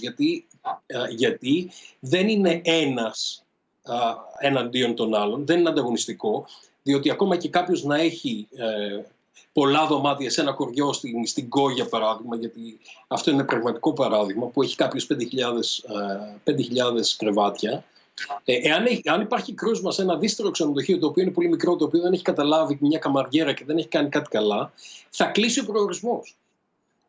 Έτσι. Οπότε νομίζω ότι είμαστε πολύ τυχεροί στην Ελλάδα, γιατί έχουμε πολλούς καλούς επιστήμονες. Νομίζω ότι το ΕΟΔΗ και ο κύριος Καρδαλιάς και ο κύριος Τσιόδρας και όλοι οι άνθρωποι έχουν κάνει μια καταπληκτική δουλειά. Και νομίζω και ο Αλέξανδρος και οι φορείς του τουρισμού θα τα πούμε καλύτερα, αλλά έχουν μια πολύ καλή συνεργασία έτσι ώστε να βγουν όλα αυτά τα πράγματα. Και ανοίγουμε, νομίζω ότι θα ανοίξει η Ελλάδα με τα φόβου Θεού. Δεν θα ανοίξει ελάτε, ελπίζω, έτσι. Ναι, με τα φόβου Θεού παντού σίγουρα θα ανοίξουν αρκετοί επαγγελματίες, αρκετοί επιχειρηματίες. Κύριε Βασιλική, έρχομαι σε εσάς και παράλληλα συμπληρώνω και με το ερώτημα που έχουμε δεχθεί μέσω του Facebook. Πόσο έτοιμες είναι οι κρατικές υπηρεσίες, π.χ. τα τοπικά κέντρα υγείας, ώστε να έχουν τις δομές και τον απαραίτητο υγειονομικό εξοπλισμό? Προφανώς εσείς δεν μπορείτε να μας απαντήσετε σε αυτό το ερώτημα, αλλά αν είναι διασφαλισμένοι οι ξενοδόχοι για αυτό? Γιατί θα πρέπει και εκεί να απευθυνθούν και από εκεί να πάρουν και κατευθύνσεις ενδεχομένως, αν κληθούν να κάνουν κάτι τέτοιο. Έτσι όπως προβλέπεται με τις νέες τους ενισχυμένες αρμοδιότητες. Να ξεκινήσω από το Χονγκ Κονγκ. Αυτό που μας έκανε τότε τρομερή εντύπωση σε αυτά που μας παρέδωσε ο κύριος Μπούχαλης ήταν η λεπτομέρεια στην οποία είχαν μπει, και όντως το γεγονός ότι υπήρχαν 85 σελίδες έδειξε και απέδειξε το γεγονός ότι είχαν ξαναβιώσει τέτοιες κρίσεις. Πράγμα το οποίο στην Ευρώπη πάντα υπήρξε μια πολύ μεγαλύτερη προφύλαξη και είχαμε περάσει τις διάφορες εξάρσεις κορονοϊών στο παρελθόν πολύ πιο ελαφριά από ότι αυτές οι χώρες, και κατ' επέκταση η Νέα Ζηλανδία, Αυστραλία, που είναι και προορισμοί τουριστικοί για τις ασιατικές χώρες, όπου και εκεί υπήρχε λοιπόν μια πολύ διαφορετική ετοιμότητα. Δηλαδή, όταν διαβάσαμε εμείς τον Φεβρουάριο, την ώρα που εμείς είχαμε στείλει, τώρα είναι λάθος να το μετράμε σε σελίδες, αλλά αντίστοιχα εμείς είχαμε στείλει 10 σελίδες, ας πούμε, στα μέλη μας, ότι προσέξτε αν δείτε αυτά τα συμπτώματα κτλ. Εκεί είχαν φτάσει και λέγανε ότι η σύνθεση του υγρού με το οποίο θα καθαρίζετε τα πόμολα θα είναι κατά 75% αυτό, και λέγαμε, καλά, πότε φτιάξανε τόσα πρωτόκολλα? Μα τα είχαν έτοιμα. Άρα λοιπόν αυτή ήταν η έκπληξη που τότε εμείς έτσι είδαμε ότι υπήρχε, και είναι απολύτως λογικό να υπήρχε ένα διαφορετικό επίπεδο ετοιμότητας. Τώρα, όσον αφορά το ερώτημα που θίξατε, και έχω δει διάφορα ερωτήματα που περνάνε που έχουν μεγάλο ενδιαφέρον. Συγγνώμη. Και το επόμενο ερώτημα που βλέπουμε τώρα είναι προς εσάς. Εάν γνωρίζετε αν τα ξενοδοχεία που θα ανοίξουν θα έχουν κάποια κάλυψη ασφαλιστική, π.χ. νομική, σε περίπτωση που κάποιος ασθενήσει, και εφόσον βέβαια ο ξενοδόχος στηρεί όλα τα πρωτόκολλα ασφάλειας, όπως παλιά. Θα σας πω κάτι το οποίο το συζητήσαμε πάρα πολύ σαν ξενοδοχειακό επιμελητήριο. Απευθυνθήκαμε σε μεγάλες Καταρχάς συζητήσαμε και με ασφαλιστικές εταιρείες και με την Ένωση Ασφαλιστικών Εταιριών έχει ανοίξει μια συζήτηση, αλλά συζητήσαμε και με δικηγορικά γραφεία που έχουν διεθνείς συνεργασίες προκειμένου να δούμε ποιο είναι το επίπεδο προστασίας το οποίο μπορεί να υπάρχει για τα μέλη μας. Εγώ θα σας πω εντελώς προσωπικά πώς προσεγγίζω αυτό το θέμα. Πριν κάποια χρόνια αντιμετωπίσαμε το φαινόμενο GDPR. Πράγμα το οποίο ήταν άγνωστα γράμματα για μας. GDPR, τι είναι αυτό, προστασία προσωπικών δεδομένων. Ωραία. Στο GDPR, και θα καταλήξω σε αυτό το οποίο συζητάμε, στο GDPR δεν μπορείς ποτέ να είσαι 100% προστατευμένος. Εάν αυτή τη στιγμή 5 hackers αποφασίσουν να μπουν σε ένα οποιοδήποτε ξενοδοχειακό, ας πούμε, site, θα το διαλύσουν. Εδώ τα στοιχήματα είναι αν θα μπουν στη CIA, ας πούμε, όχι σε ένα ξενοδοχειακό site. Αυτό που έχει σημασία ποιο είναι? Εσύ να μπορείς να αποδείξεις ότι έχεις στηρίσει όλα τα μέτρα ασφαλείας τα οποία υπάρχουν στη διάθεσή σου και τα οποία έχουν ορίσει τα αρμόδια όργανα προκειμένου να προστατευτείς. Δεν σου λέει κανείς ότι θα προστατευτείς στο 100%. Δεν μπορείς να προστατευτείς στο 100%. Το λέω γιατί το παραλληλίζω πάρα πολύ με το COVID. Εάν είναι να έρθει κρούσμα, θα έρθει κρούσμα. Και στατιστικά το πιθανότερο είναι ότι θα έρθει κρούσμα.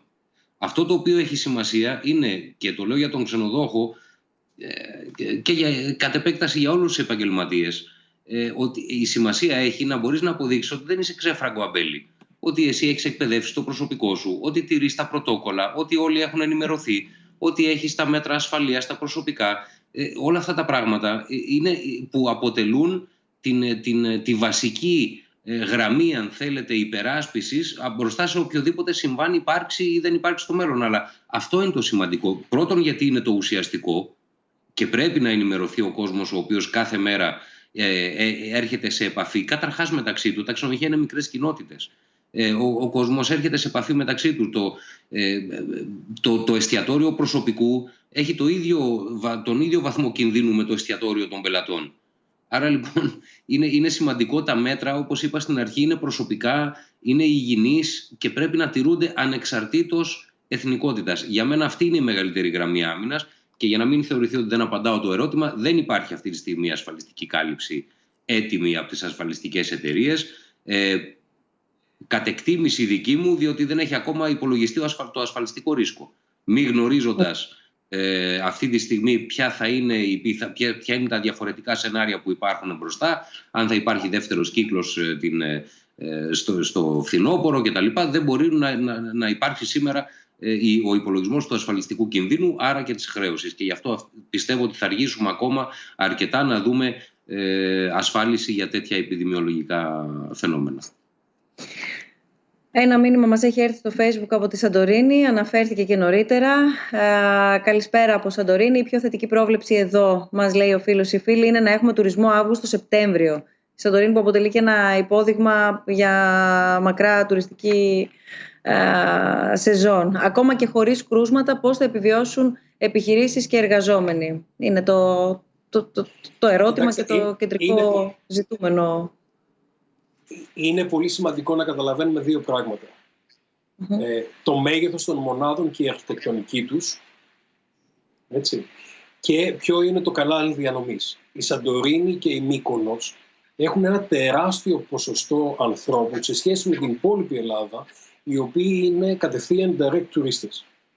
Έτσι.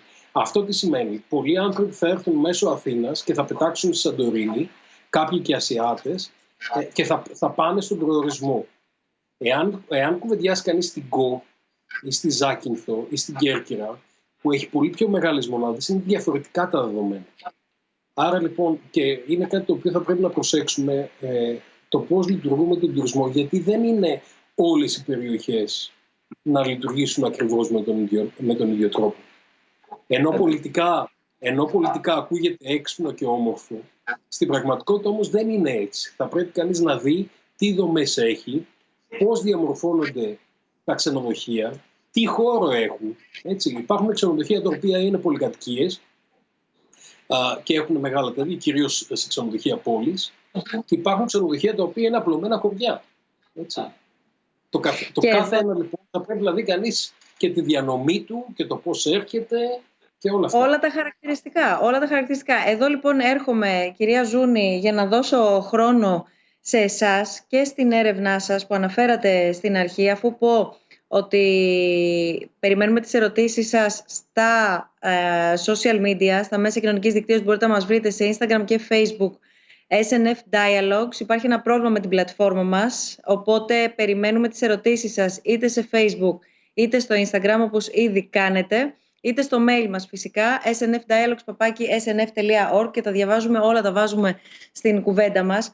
Έχει αξία μεγάλη να δώσουμε χώρο τώρα στο πώς ο προορισμός προφανώς έπαιζε ρόλο για τα ταξίδια μας. Τι είναι αυτό που φαίνεται ότι πλέον αναζητούν οι όποιοι ταξιδιώτες προγραμματίζουν να ταξιδέψουν ή ξεκινούν έστω δειλά-δειλά να κάνουν μία έρευνα αγοράς για όταν θα ταξιδέψουν. Αφού έχει προκύψει ήδη από τη συζήτησή μας ότι στο προσκήνιο δεν είναι αυτή τη στιγμή το κόστος, δεν βλέπουμε έναν ανταγωνισμό τιμών δηλαδή απαραίτητος. Προφανώς η οικονομική δυνατότητα και η όποια, αν θέλετε, τιμή θα παίξει ρόλο, αλλά δεν θα σταθούν σε αυτή τη λεπτομέρεια από ό,τι φαίνεται οι ταξιδιώτες, αλλά θα αναζητήσουν διαφορετικά κριτήρια, σωστά?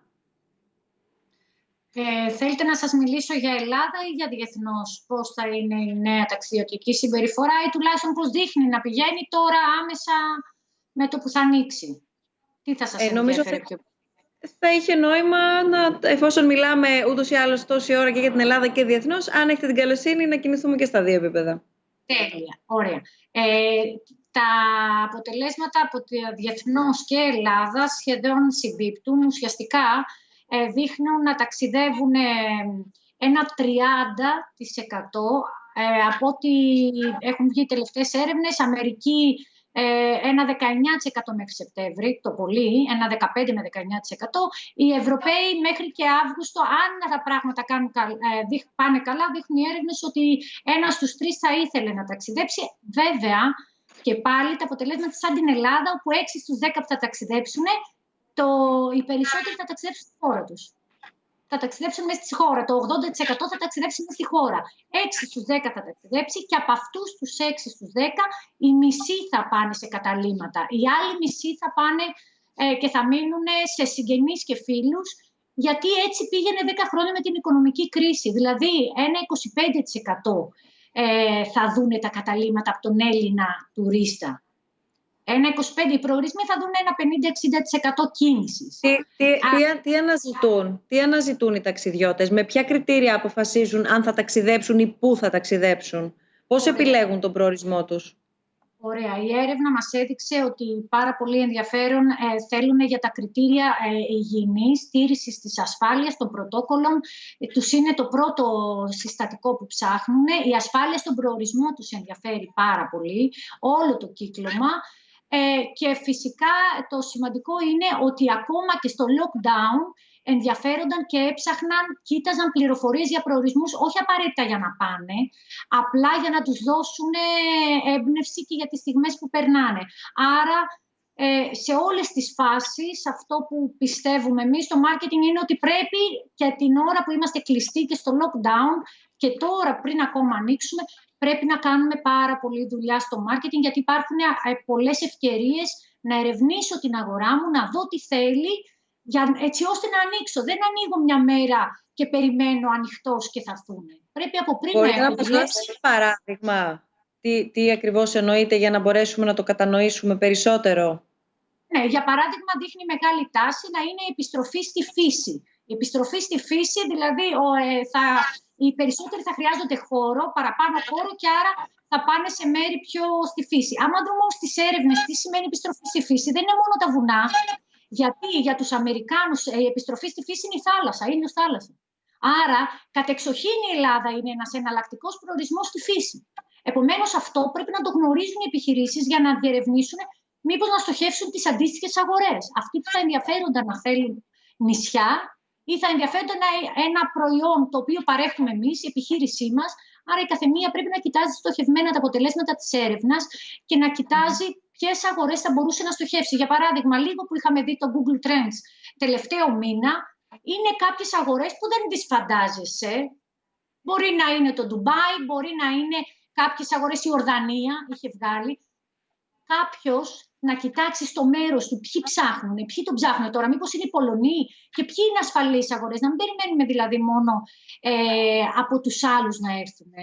Να κάνουμε κι εμείς έρευνες όπου υπάρχει βέβαια και μετακίνηση. Έτσι, γιατί όπως είπε πολύ καλά ο κ. καθηγητής, δεν εξαρτάται μόνο αν μας ψάχνουν οι αγορές, αν υπάρχουν και μετακινήσεις, να φτάσουν ή αν θα πρέπει να αλλάξουν 10 αεροπλάνα και εκεί πέρα να υπάρχει πρόβλημα με τον κορονοϊό, όπως υπήρχε με το Κατάρ, που έχει από τα μεγαλύτερα ποσοστά το Κατάρ στα τεστ στον κορονοϊό. Αυτό, κύριε Βασιλικέ, τώρα πρακτικά από την πλευρά της αγοράς, από τη δική σας πλευρά, είναι κάτι που γίνεται, είναι κάτι που υπάρχουν περιθώρια να γίνει περισσότερο, πώς το ακούτε, πώς το εκτιμάτε? Νομίζω ότι είναι λίγο πρόημο να κάνει κύριε Μπούκη, και μετά μας απαντάει ο κύριος Βασιλικός. Ελάτε. Ναι, νομίζω ότι είναι λίγο πρόημο να κάνει κανείς έρευνα και πρωτογενή έρευνα και μάλιστα quantitative, ποσοτική. Και ο λόγος που είναι αυτό είναι ότι τα δεδομένα μεταβάλλονται πάρα πολύ γρήγορα. Και μπορεί να βγάλει συμπεράσματα τα οποία μπορεί να μην ισχύουν πάρα πολύ γρήγορα. Εγώ βλέπω μεταέρευνες από διάφορους ανθρώπους που έχουν βγάλει έρευνες σε όλο τον κόσμο και αυτή τη στιγμή χωρίζω 4 segments, τέσσερις ομάδες. Η μία ομάδα είναι αυτοί οι άνθρωποι οι οποίοι λέμε κάνουν shielding, είναι αυτοί οι άνθρωποι οι οποίοι προστατεύονται. Είναι άνθρωποι οι οποίοι είναι ίσως μεγαλύτερης ηλικίας, ίσως έχουν νοσήματα, για κάποιο λόγο δεν θα ταξιδέψουν φέτος.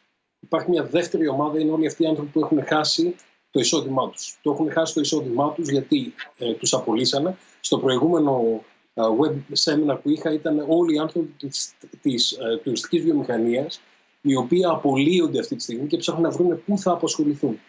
Άρα υπάρχουν πολλοί άνθρωποι που έχουν χάσει τη δουλειά τους ή έχουν χάσει το εισόδημά τους ή έχουν χάσει εισοδήματα από επενδύσεις ή από mortgage, στεγαστικό δάνειο, το οποίο έχει να κάνει με την απόδοση κεφαλαίων στην αγορά. Αυτοί λοιπόν οι άνθρωποι θα χτυπηθούν οικονομικά. Υπάρχει ένα άλλο, το τρίτο κομμάτι, έχει να κάνει, εγώ τους λέω οι smart tourists, και είναι αυτοί οι οποίοι κοιτάζουν θα ανοίξει η Ελλάδα, θα πάνε οι άνθρωποι, τι θα γίνει για τον επόμενο μήνα και μετά θα πάνε τακτικά. Υπάρχουν καλές τιμές, υπάρχουν πτήσεις και από πού φεύγουν. Και μετά υπάρχει και ένα άλλο τέταρτο κομμάτι, το οποίο εγώ τους λέω καμικάζι. Και μας αφορά και πάρα πολύ. Μας αφορά πάρα πολύ επίσης στην Ελλάδα. Είναι επίσης ένα κομμάτι. Βέβαια. Οι καμικάζι είναι αυτοί που απάντησαν στη Γεωργία ότι θα πάνε διακοπές. Θα πάω με κάθε... Έτσι δεν είναι? Είναι αυτοί που λένε ότι θα πάμε... Σε κάθε κλάδο παγκοσμίως, κύριε καθηγητά, έχει βρεθεί ότι ένα 30% είναι risk takers. Έτσι τους λέει η βιβλιογραφία. Είναι οι καμικάζι που λέει ο κύριος καθηγητής. Αυτοί και οι οποίοι μπορεί να είναι και επικίνδυνοι. Ακριβώς, γιατί είναι αυτοί οι οποίοι θα πάνε στο μπαρ στη Μύκονο, μπορεί να είναι ασυμπτωματικοί ή ίσως και λίγο συμπτωματικοί, αλλά να μην θέλουν να το παραδεχτούν. Και μην ξεχνάτε και κάτι άλλο το οποίο δεν το έχουμε βάλει στην κουβέντα και νομίζω ότι είναι κάτι το οποίο πολλές φορές το ακούω, αλλά δεν το καταλαβαίνει ο κόσμος. Όταν μιλάμε για ταξιδιώτες, δεν μιλάμε για μεμονωμένους στην Ελλάδα κυρίως. Δεν μιλάμε με μεμονωμένους business traveler που θα πάτε εσείς στην Αμερική ή θα πάω εγώ στο Χονγκ Κονγκ να κάνω μια δουλειά και να γυρίσω. Μιλάμε για ανθρώπους οι οποίοι έρχονται σαν group από 4 ανθρώπους σαν οικογένεια. Αν έχεις Ιταλούς, θα είναι καμιά 15 φίλοι οι οποίοι είναι όλοι μαζί. Και οι Βρετανοί. Ναι, και οι Βρετανοί, αλλά συνήθως οι Βρετανοί θα ταξιδέψουν με την οικογένειά τους. Αν γύρω στους 4 άνθρωποι ή εκτός αν είναι... Αναφέρομαι κυρίως στους καμικάζι και αυτό που εννοούσα πριν ότι μας αφορά πολύ. Βλέπουμε και κάποιους συγκεκριμένους προορισμούς που ουσιαστικά είναι και εκείνοι οι οποίοι ως τουριστικό προϊόν ελληνικό τους έχει επικοινωνηθεί και μπορούν και το απολαμβάνουν σε ένα βαθμό αυτό το λίγο πιο ελεύθερο, όντας οι πιο καταπιεσμένοι στις δικές τους χώρες κατά κάποιο τρόπο. Τέλος πάντων είναι αυτά τα φαινόμενα τα οποία δυσκολεύουν κάθε καλοκαίρι όταν τα βλέπουμε, γιατί είναι και λίγο επικίνδυνα και βεβαίως πάλι στην πρώτη γραμμή διαχείρισης είναι οι ίδιοι οι εργαζόμενοι στον τουρισμό και στο χώρο εστίασης βέβαια. Και αυτό είναι πάρα πολύ δύσκολο, γιατί αυτό που βλέπουμε είναι ότι υπάρχουν και πάρα πολλοί άνθρωποι που πρώτον δεν πιστεύουν ότι υπάρχει κορονοϊός, θεωρούν ότι είναι μια συνωμοσία για κάποιον να τους πάρει data κτλ. Το 5G και ακούμε διάφορες ιστορίες.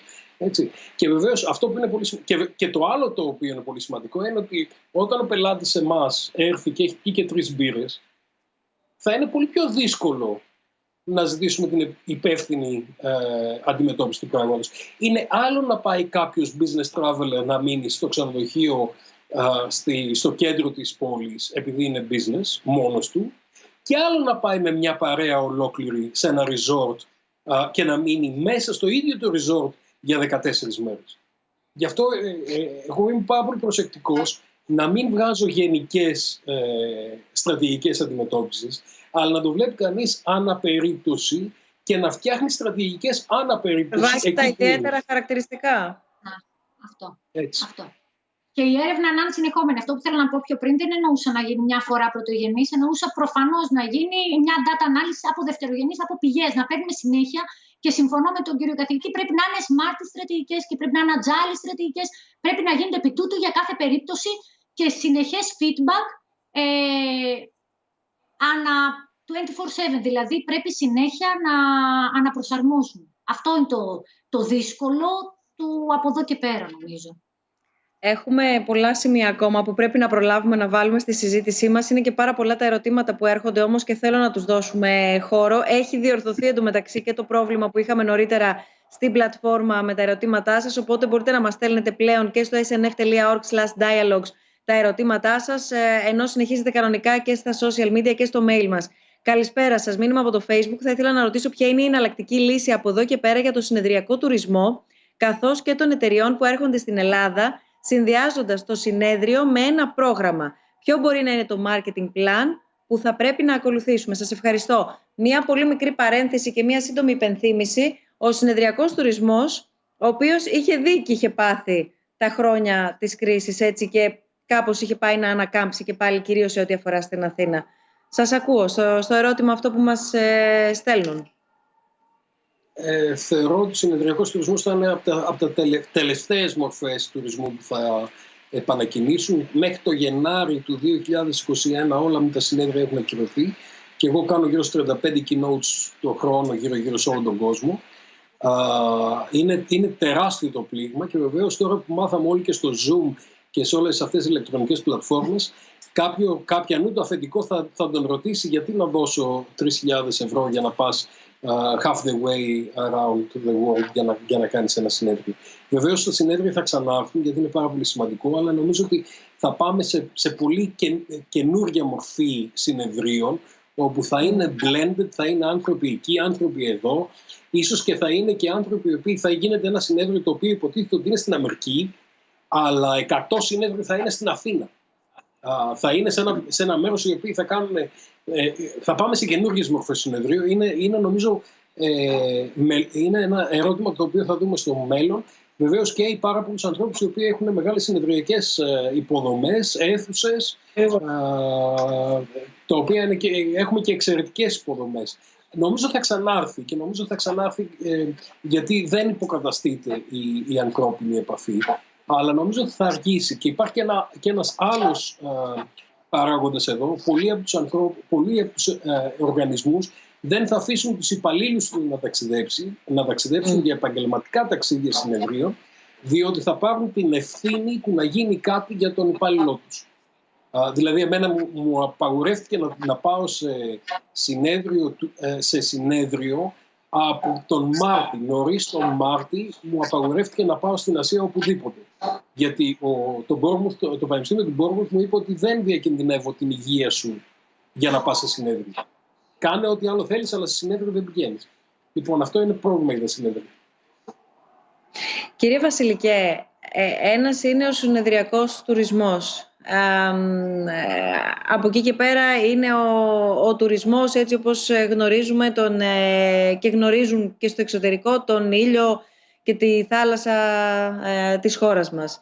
Βεβαίως, πρωτίστως θα έπρεπε να μιλάμε για πολιτιστικό τουρισμό. Βεβαίως και μιλάνε αρκετοί στο εξωτερικό, αλλά έχει κανείς την αίσθηση ότι θα υπάρχουν περισσότερα περιθώρια ανάπτυξής του. Θέλετε λίγο να έρθουμε στις προοπτικές, τη δυναμική, τις δυνατότητες και την επαναξιολόγηση, αν θέλετε, του ελληνικού τουριστικού προϊόντος. Τι αντιλαμβανόμαστε δηλαδή εμείς ως τουριστικό προϊόν το οποίο παρέχουμε και επικοινωνούμε, αλλά και να μας δώσετε όλοι συνομιλώντας και εσείς κύριε Μπούχαλη γνωρίζοντας και τη διεθνή εικόνα και εσείς κυρία Ζούνη έχοντας μελετήσει και τη διεθνή κοινότητα και στο τι αντιλαμβάνονται στο εξωτερικό για το ελληνικό τουριστικό προϊόν. Κύριε Βασιλική, ξεκινώ από εσάς, γιατί έχει νόημα λίγο να σταθούμε, νομίζω, στην προσέγγιση και στις προοπτικές που δημιουργεί για την επόμενη μέρα, ενδεχομένως έστω και από αυτές τις συνθήκες, που τώρα είναι δύσκολες, αλλά ίσως μπορεί να ξεκινήσει ένα προσχέδιο. Κοιτάξτε, έχει ξεκινήσει η κυβέρνηση εδώ και αρκετούς μήνες την συζήτηση γύρω από την στρατηγική ανάπτυξη του τουρισμού και τον στρατηγικό σχεδιασμό σε ορίζοντα δεκαετίας. Πράγμα το οποίο είναι εξαιρετικά θετικό, γιατί ο τουρισμός είναι κάτι το οποίο χρειάζεται ένα σχέδιο, όπως φαντάζομαι και όλες οι άλλες δραστηριότητες. Αυτό το οποίο πιστεύω ότι σήμερα βιώνουμε, το είπα και προηγουμένως, ότι θα λειτουργήσει αυτή η κρίση ως καταλύτης και επιταχυντής τάσεων τις οποίες ούτως ή άλλως βλέπαμε.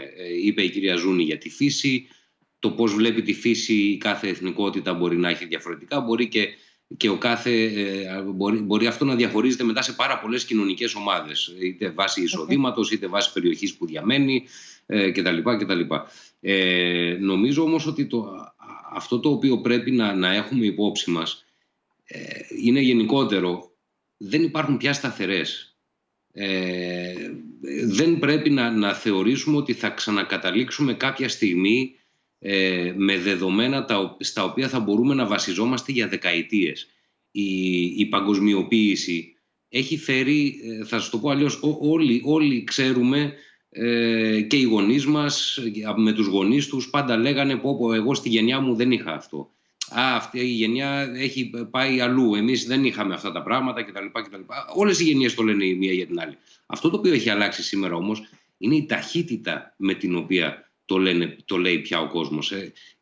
Και χωρίς να αλλάξεις γενιά, υπάρχουν πράγματα τα οποία γίνονται μέσα σε 5 χρόνια, τα οποία 5 χρόνια πριν δεν μπορούσες να τα φανταστείς. Αυτό σε άλλο χρόνο θα έπαιρνε 50 χρόνια. Τώρα παίρνει 5.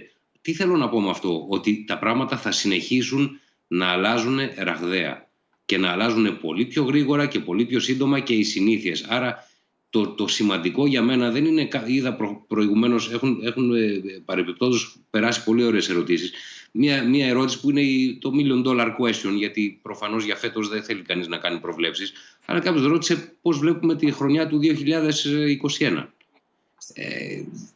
Πια η άποψή μου είναι ότι πολύ δύσκολα θα γίνονται προβλέψεις. Και αυτό το οποίο θα μας χαρακτηρίσει την επιτυχία θα είναι η δυνατότητα να προσαρμόζεται κάποιος. Η ευελιξία δηλαδή. Η ευελιξία, όχι απαραίτητος εθνικά. Έχουμε όμως την τύχη σαν χώρα να έχουμε ένα πολυνησιακό χαρακτήρα και έναν χαρακτήρα επίσης διαφορετικότητας μεταξύ προορισμών, που πιστεύω ότι μπορεί να καλύψει πολύ διαφορετικές ανάγκες επισκεπτών. Άρα λοιπόν για μένα εκεί πρέπει να επενδύσει κάποιος, να μην φοβηθεί κάποιος να πάρει αποφάσεις στρατηγικές, να απευθυνθεί σε κάποια niche markets και να πει εγώ αυτό το νησί, αυτό τον προορισμό θα τον πάω προς αυτή την κατεύθυνση. Όσο και να σας ακούγεται περίεργο, δεν λείπει κάτι σήμερα. Είναι πολύ λίγοι οι προορισμοί οι οποίοι θα πούν εγώ δεν έχω θάλασσα, εγώ δεν έχω πολιτισμό, εγώ δεν έχω πολιτιστική κληρονομιά. Είναι πολύ δύσκολο να βρεις τέτοιους προορισμούς απομονωμένους από κάποιες κατηγορίες. Άρα λοιπόν πρέπει να απευθυνθείς μέσα από τις επενδύσεις, μέσα από τις υποδομές που έχεις και αυτές που θα δημιουργήσεις από εδώ και πέρα, στο να χαρακτηριστείς και να πεις εγώ θα πρέπει να μπορώ να προσαρμόζομαι έχοντας όμως ένα χαρακτήρα. Να αποφασίσει. Κάτι θέλετε να πείτε, συγγνώμη. Όχι, ακριβώς. Νομίζω αυτό τα περιγράψατε, αλλά τα είπατε σε μία λέξη όλα. Να δημιουργήσεις ένα χαρακτήρα. Ναι, βέβαια. Και έχουμε την τύχη, ξαναλέω, να μας έχει η μισή δουλειά και παραπάνω μας έχει χαριστεί. Δεν έχουμε και τόση πολλή δουλειά να κάνουμε. Πάντα παραλληλίζω, είπατε προηγουμένως για το Ντουμπάι. Το Ντουμπάι σαν αντίποδα της Ελλάδας. Εμάς μας έχουν χαριστεί όλα. Στο Ντουμπάι δεν υπήρχε κάτι. Δημιουργηθήκαν όλο πριν 100 χρόνια, ήταν άμμος και θάλασσα. Και θάλασσα που, όχι που κολυμπάς και εύκολα. Οπότε τα φτιάξαν όλα. Δεν έχουμε νησιά, θα φτιάξουμε και νησιά. Μέσα από πολιτικές, attractiveness για τους ξένους επενδυτές, για να έρθουν να δημιουργηθεί από το μηδέν. Εμείς έχουμε την τύχη, το χωράφι μας, να το έχουν επιλέξει από την αρχαιότητα. Πολύ σημαντικό. Αυτό που έχουμε να κάνουμε από εδώ και πέρα είναι ένα κλικ. Αλλά πρέπει να το κάνουμε. Παρακαλώ πολύ να δούμε το μήνυμα που έχετε περάσει στο δεύτερο μέρος του από την αρχή, αν είναι εύκολο, γιατί απασχόλησε πάρα πολύ. Δεν θα σταθούμε βέβαια στη συγκεκριμένη επιχείρηση, δεν είναι αυτός ο ρόλος μας και δεν είναι αυτή η στοχευσή μας. Αλλά απασχόλησε πάρα πολύ το τι έγινε το τριήμερο. Το τριήμερο που πέρασε, του Αγίου Πνεύματος. Αν μπορούμε να έχουμε το πρώτο μέρος της ερώτησης, ξαναλέω, χωρίς να σταθούμε στην επιχείρηση. Εργαζόμενος, λέει, όμως τα τελευταία χρόνια στον τουρισμό και συγκεκριμένα στη Μύκονο, τα πράγματα πέρα από ρευστά είναι και πρωτοφανή. Χαρακτηριστικότερο παράδειγμα αποτελεί το τελευταίο συμβάν. Δεν θα αναφέρω το μαγαζί, το διαβάζετε, το διαβάσαμε όλο το τρίμερο. Εντάξει, δεν είναι και το θέμα μας. Το οποίο κατακρίθηκε από το σύνολο των μέσων μαζικής ενημέρωσης. Συνεχίζει το μήνυμα αμέσως μετά και λέει ότι αντιστοίχως εκεί που εργάζομαι εγώ, στο Σκορπιό στη Μύκονο, τα τελευταία χρόνια, πώς ακριβώς θα μπορούμε να προστατεύσουμε ανθρώπους που έκαναν το γύρο του κόσμου για να έρθουν σε εμάς, ποια απόσταση μέτρων και υγειονομικών πρωτοκόλων να ακολουθήσουμε, πόσο ρεαλιστικό είναι αυτό το σενάριο. Ευχαριστώ πολύ και πάλι. Ποια είναι η απάντηση εδώ? Νομίζω ότι η απάντηση θα έπρεπε να δοθεί μέσα από την προβολή ενός μηνύματος, το οποίο είναι όπως τα τσιγάρα ή το αλκοόλ. Απολαύστε υπεύθυνα. Φέτος είμαστε σε μια μοναδική κατάσταση στην οποία θα πρέπει να διαμορφώσουμε τα πρωτόκολλα διαφορετικά. Βλέποντας λοιπόν τις εικόνες από τη Μύκονο, προφανώς δεν κρατήθηκαν τα πρωτόκολλα. Προφανώς δεν σχεδίασε κανένας το carrying capacity αυτού του μαγαζιού. Γιατί αν έπαιρνε αυτό το μαγαζί πέρσι 500 ανθρώπους, φέτος θα πρέπει να πάρει 80. Βεβαίως, αν θα έχει 80, δεν θα έχει το πάρτι το οποίο είχε την ατμόσφαιρα πέρσι. Αλλά είπαμε, δεν μπορεί να κάνουμε φέτος αυτό που κάναμε πέρσι. Άρα θα έπρεπε κανείς να σχεδιάσει το carrying capacity και να πει ότι κοίταξε να δεις, αυτό το μαγαζί φέτος θα μπορεί να έχει 80 ανθρώπους. Θα πρέπει να είναι έτσι τα πράγματα ή αλλιώς δεν θα δουλέψει. Και βεβαίως χάρηκα όταν κάποιοι φέρνουν, η κυβέρνηση και η πολιτεία φέρνει πρόστιμα ή κυρώσεις σε αυτούς οι οποίοι δεν ακολουθούν αυτό, διότι το κάνουν, διακινδυνεύουν την ασφάλεια την δικιά τους πρώτα, του τοπικού προορισμού, και εδώ θέλω να μιλήσω γι' αυτό γιατί είναι πολύ σημαντικό, και των πελατών τους και όλων των υπόλοιπων. Ξέρετε, αν θα κάναμε μία έρευνα σε μία τουριστική περιοχή και ρωτάγαμε τους ανθρώπους, τους ντόπιους, θέλατε να ανοίξει ο τουρισμός φέτος, δεν ξέρω ποια θα ήταν τα αποτελέσματα.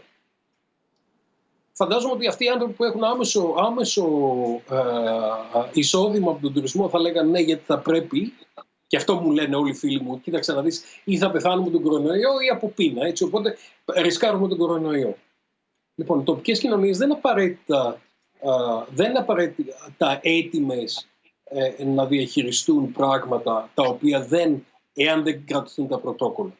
Και άρα η πολιτεία, και βεβαίως δεν μπορεί να περιμένει και κανείς έναν αστυνομικό δίπλα από κάθε μπαρ. Ο καθένας από εμάς θα πρέπει να είναι υπεύθυνος και σαν καταναλωτής, να μην πάει δηλαδή σε ένα περιβάλλον τέτοιο, σίγουρα να μην πάει στα κλειστά τα πάρτι που γίνανε με τους ανθρώπους που γίνανε, σίγουρα δεν χρειάζεται να βοηθήσουμε τέτοιου είδους πράγματα, τα οποία ξέρουμε προκαταβολικά τι θα αποφέρουν. Έτσι. Τρέχω λίγο με τα ερωτήματα. Θα μπορούσατε να μας πείτε αν έχει γίνει κάποια μελέτη πρόβλεψη για τον αρχαιολογικό πολιτιστικό τουρισμό εκ μέρους των ξεναγών? Προς το παρόν σχεδόν όλες οι κρατήσεις έχουν ακυρωθεί έως τέλη Αυγούστου, συμπεριλαμβανομένων και των μικρών γκρουπ, είτε είναι πριβέ, οικογενειακές, 5-6 ατόμων ομάδες, και όχι μόνο οι κρουαζιέρες και τα μεγάλα γκρουπ. Υπάρχει εδώ κάποια... Όλοι περιμένουν να δούμε πώς θα ξεκινήσει. Δηλαδή, αν θα ξεκινήσει ο τουρισμός και πώς θα ξεκινήσει. Είναι εδώ που λέμε brace. Γι' αυτό το φωνάζουμε από την αρχή, ότι είναι πολύ πιθανό να υπάρχουν πολύ λιγότερα group φέτος Ειδικά από κρουαζιέρες σίγουρα, γιατί πάλι ξαναλέμε εξαρτάται τον προορισμό. Δεδομένο. Έτσι.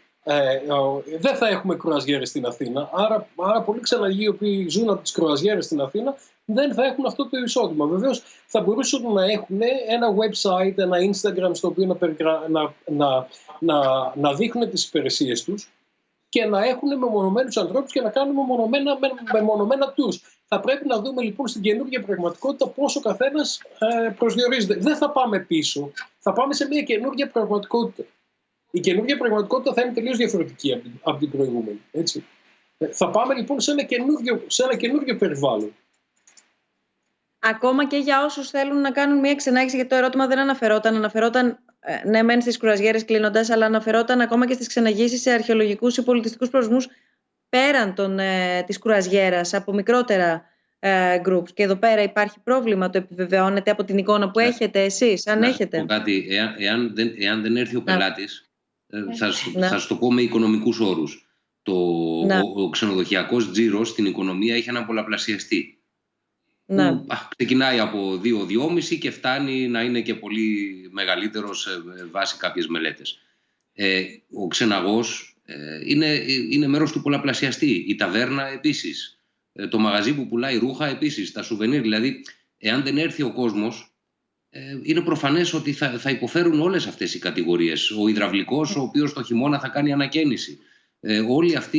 Όλα αυτά τα επαγγέλματα τα οποία ειδικά στη χώρα μας, όχι μόνο στη χώρα μας, αλλά ειδικά στη χώρα μας και σε κάποιες περιοχές, έχουν πάρα πολύ μεγάλη εξάρτηση από τον τουρισμό. Είναι σαφές ότι θα υπάρχει πρόβλημα και για αυτές. Αυτό δεν σημαίνει ότι δεν μπορούν να υπάρχουν. Δεν έχουν σαφή ενημέρωση. Αυτό κατάλαβα εγώ από το ερώτημα, ως προς τον τρόπο που γίνεται η ξενάγηση στους αρχαιολογικούς και πολιτιστικούς χώρους. Όχι στο αν θα έρθει ή δεν θα έρθει, στο πώς θα γίνει. Δηλαδή, μάλλον εδώ υπάρχουν πρωτόκολλα. Νομίζω πρωτόκολλα υπάρχουν. Κοιτάξτε, πρωτόκολλα συνεχώς παράγονται και συνεχώς αναβαθμίζονται. Πρέπει να πούμε και αυτό, γιατί είναι σημαντικό να το ξέρει και ο κόσμος του τουρισμού. Δεν είναι στατικά τα πρωτόκολλα. Μπορεί να εξελιχθούν είτε προς τη μία είτε προς την άλλη κατεύθυνση, ανάλογα με την πορεία που θα υπάρχει.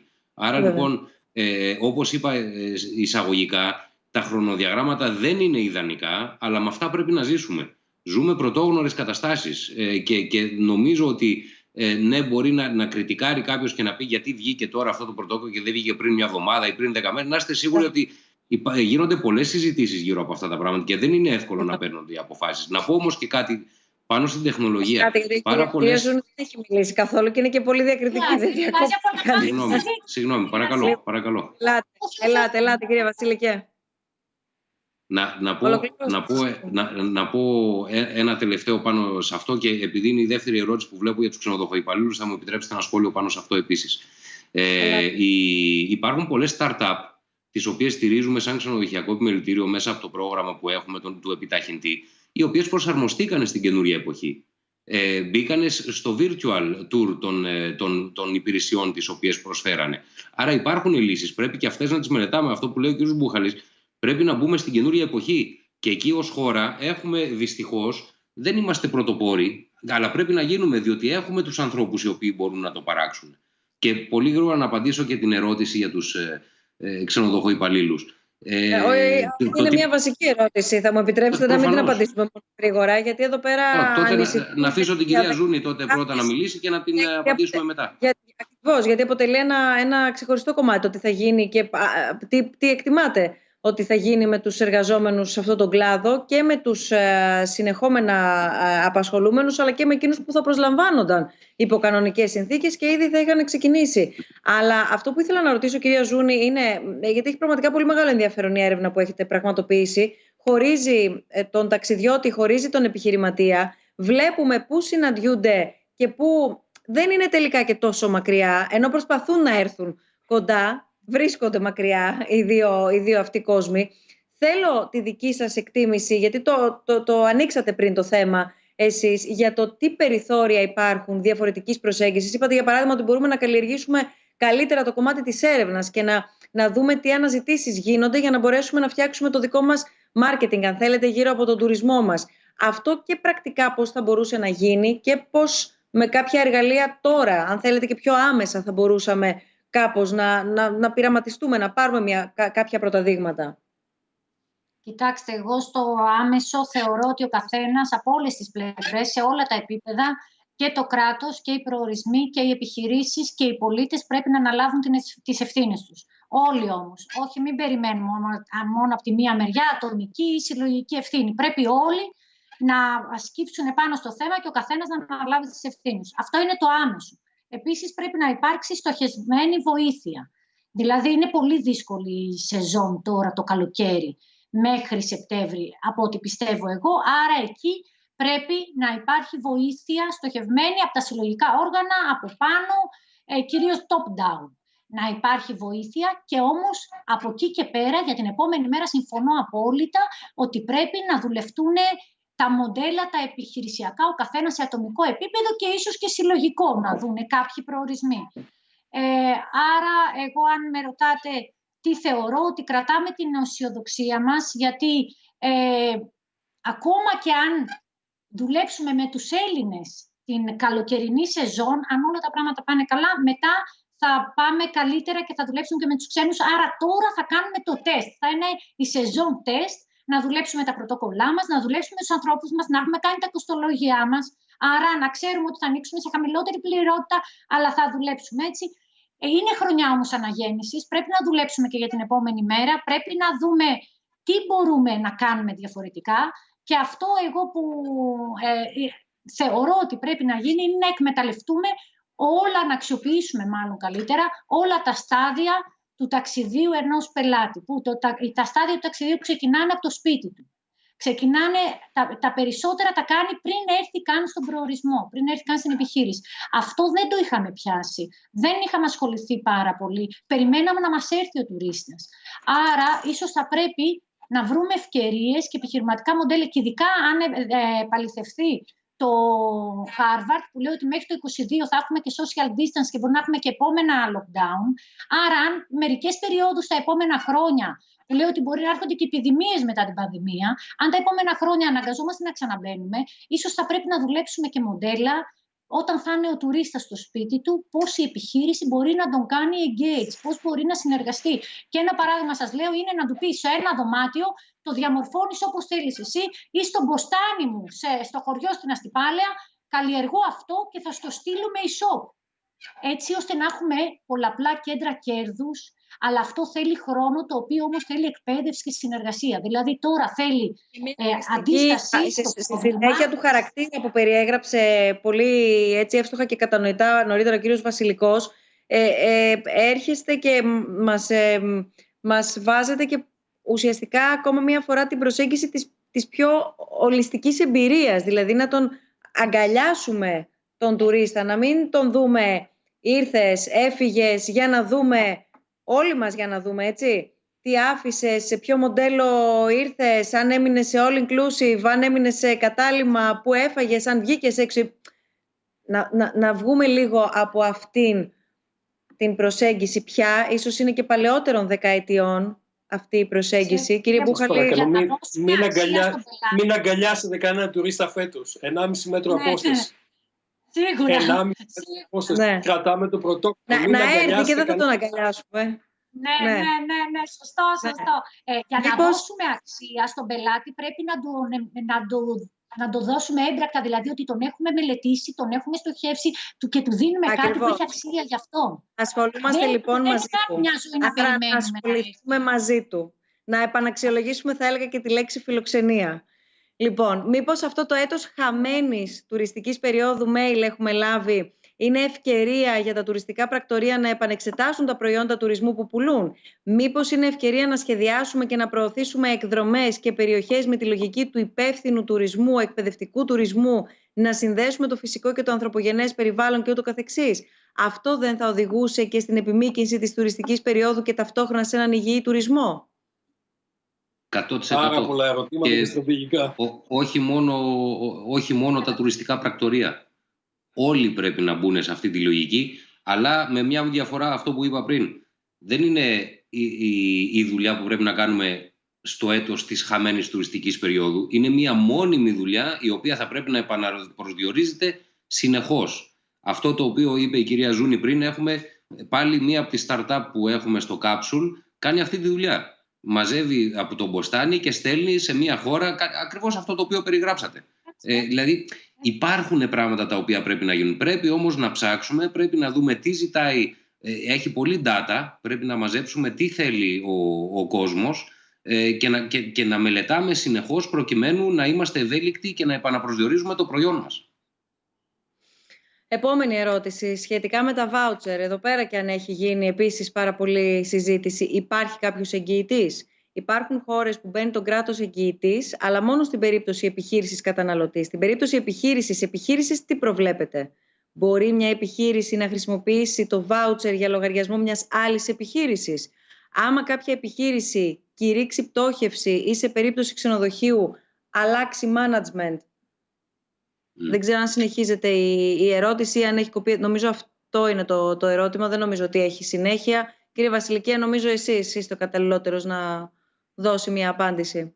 Εγώ θα πω καταρχάς ιστορικά μέχρι στιγμής αυτό το οποίο έχουμε δει και αντιμετωπίσει είναι το ανάποδο. Είναι οι ξενοδόχοι να μην πληρώνονται από τον tour operator ο οποίος αφήνει θέση. Όχι το ανάποδο. Ένα ξενοδοχείο και να αλλάξει η ιδιοκτησία, ο καινούριος ιδιοκτήτης παίρνει και τα assets και τα liabilities. Θα μπει μέσα και θα έχει και την υποχρέωση απέναντι στο voucher.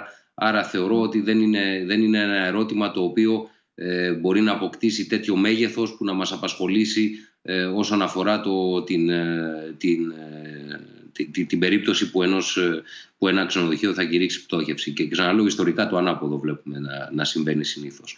Τώρα, επειδή είναι ιδιαίτερες οι εποχές που ζούμε, δεν ξέρω εάν υπάρχουν χώρες οι οποίες το έχουν εγγυηθεί, δεν το θυμάμαι αυτή τη στιγμή.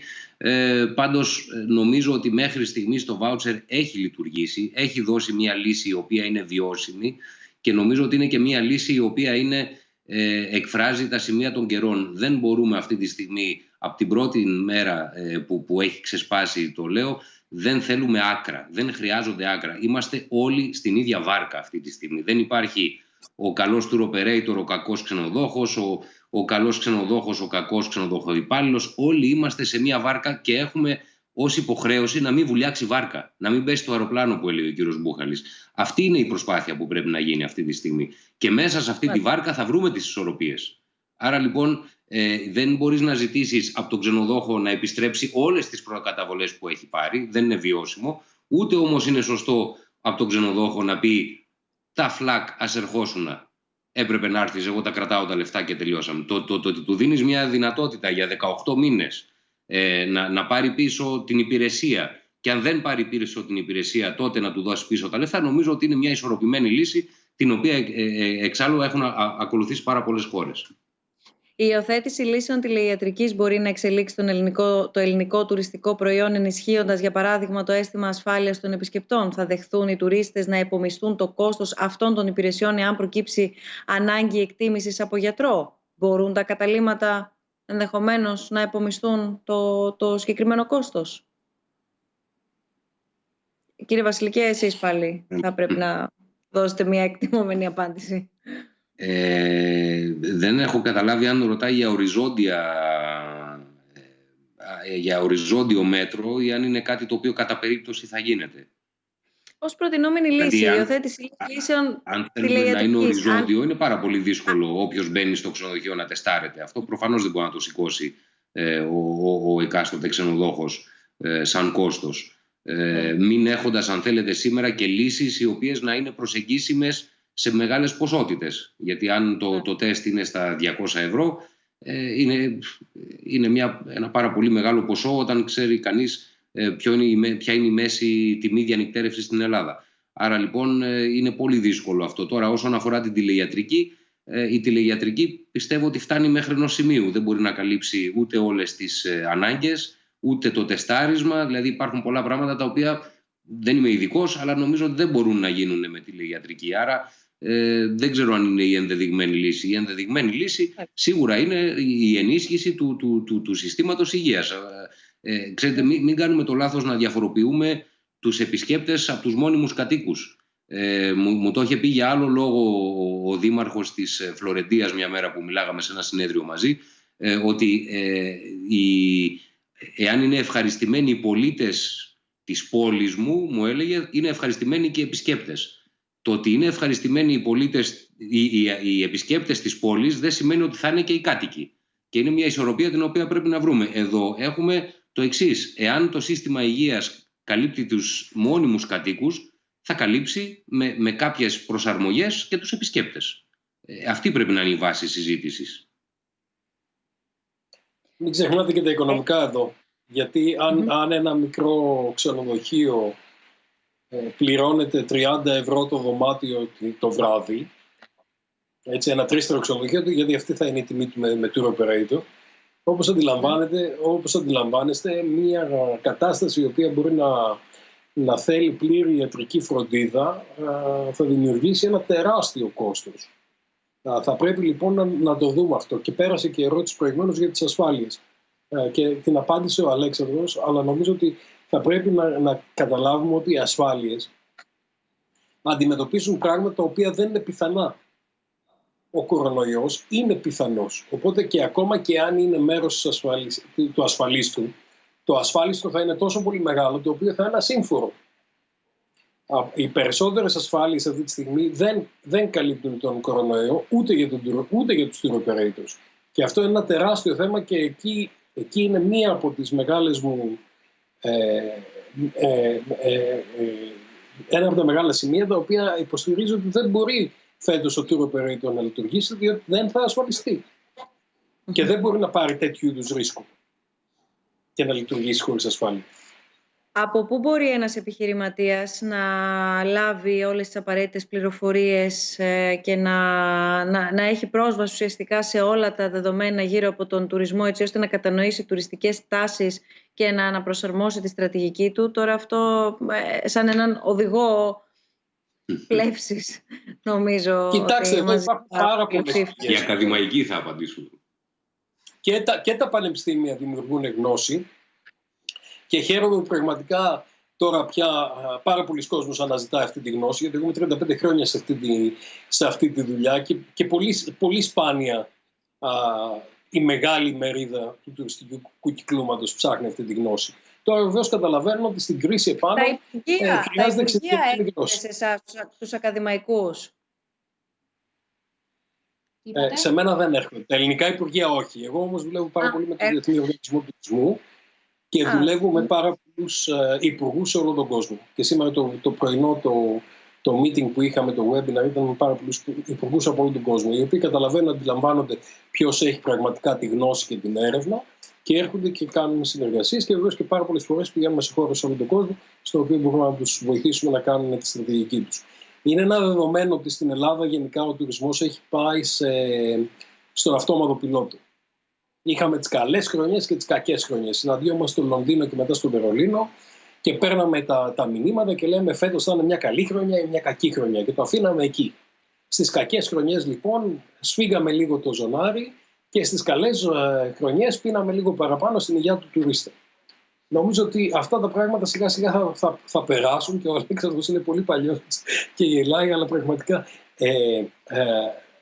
αυτά τα πράγματα θα περάσουν και θα πάμε σε μια επόμενη φάση. Σε μια επόμενη φάση επαγγελματισμού, σε μια επόμενη φάση στην οποία θα χρειάζεται στρατηγική, η οποία στρατηγική θα είναι πάνω σε έρευνα, πάνω σε τεχνολογία, πάνω σε όχι μικροσυμφέροντα, γιατί τα μικροσυμφέροντα μας έχουν καταστρέψει σαν Ελλάδα.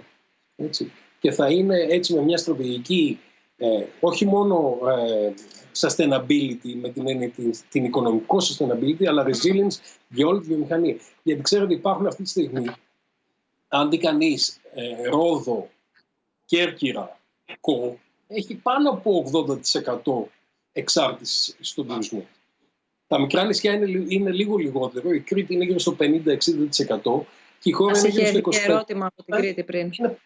Είναι πάρα πολύ σημαντικά πράγματα.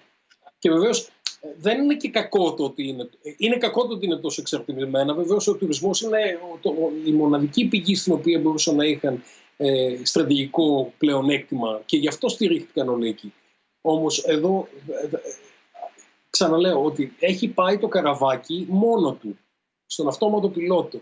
Αυτό δεν μπορεί να συνεχίζεται να υπάρχει, όχι μόνο στην Ελλάδα, αλλά και σε όλους τους προορισμούς, σε όλο τον κόσμο.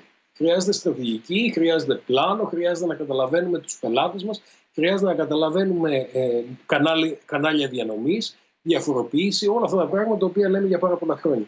Και γνώση, όλα αυτά στηρίζουν πάνω στη γνώση. Ένα πάρα πολύ σύντομο σχόλιο για το μήνυμα που βλέπουμε και μας έρχεται από την Κρήτη. Καλησπέρα σας. Μπορούμε να μιλήσουμε λίγο για την Κρήτη ως τουριστικός προορισμός, αλλά και το επενδυτικό μέλλον. Να μας δώσετε έτσι μία εκτίμηση για τις δυνατότητες, αν μη τι άλλο, αυτού του τόπου.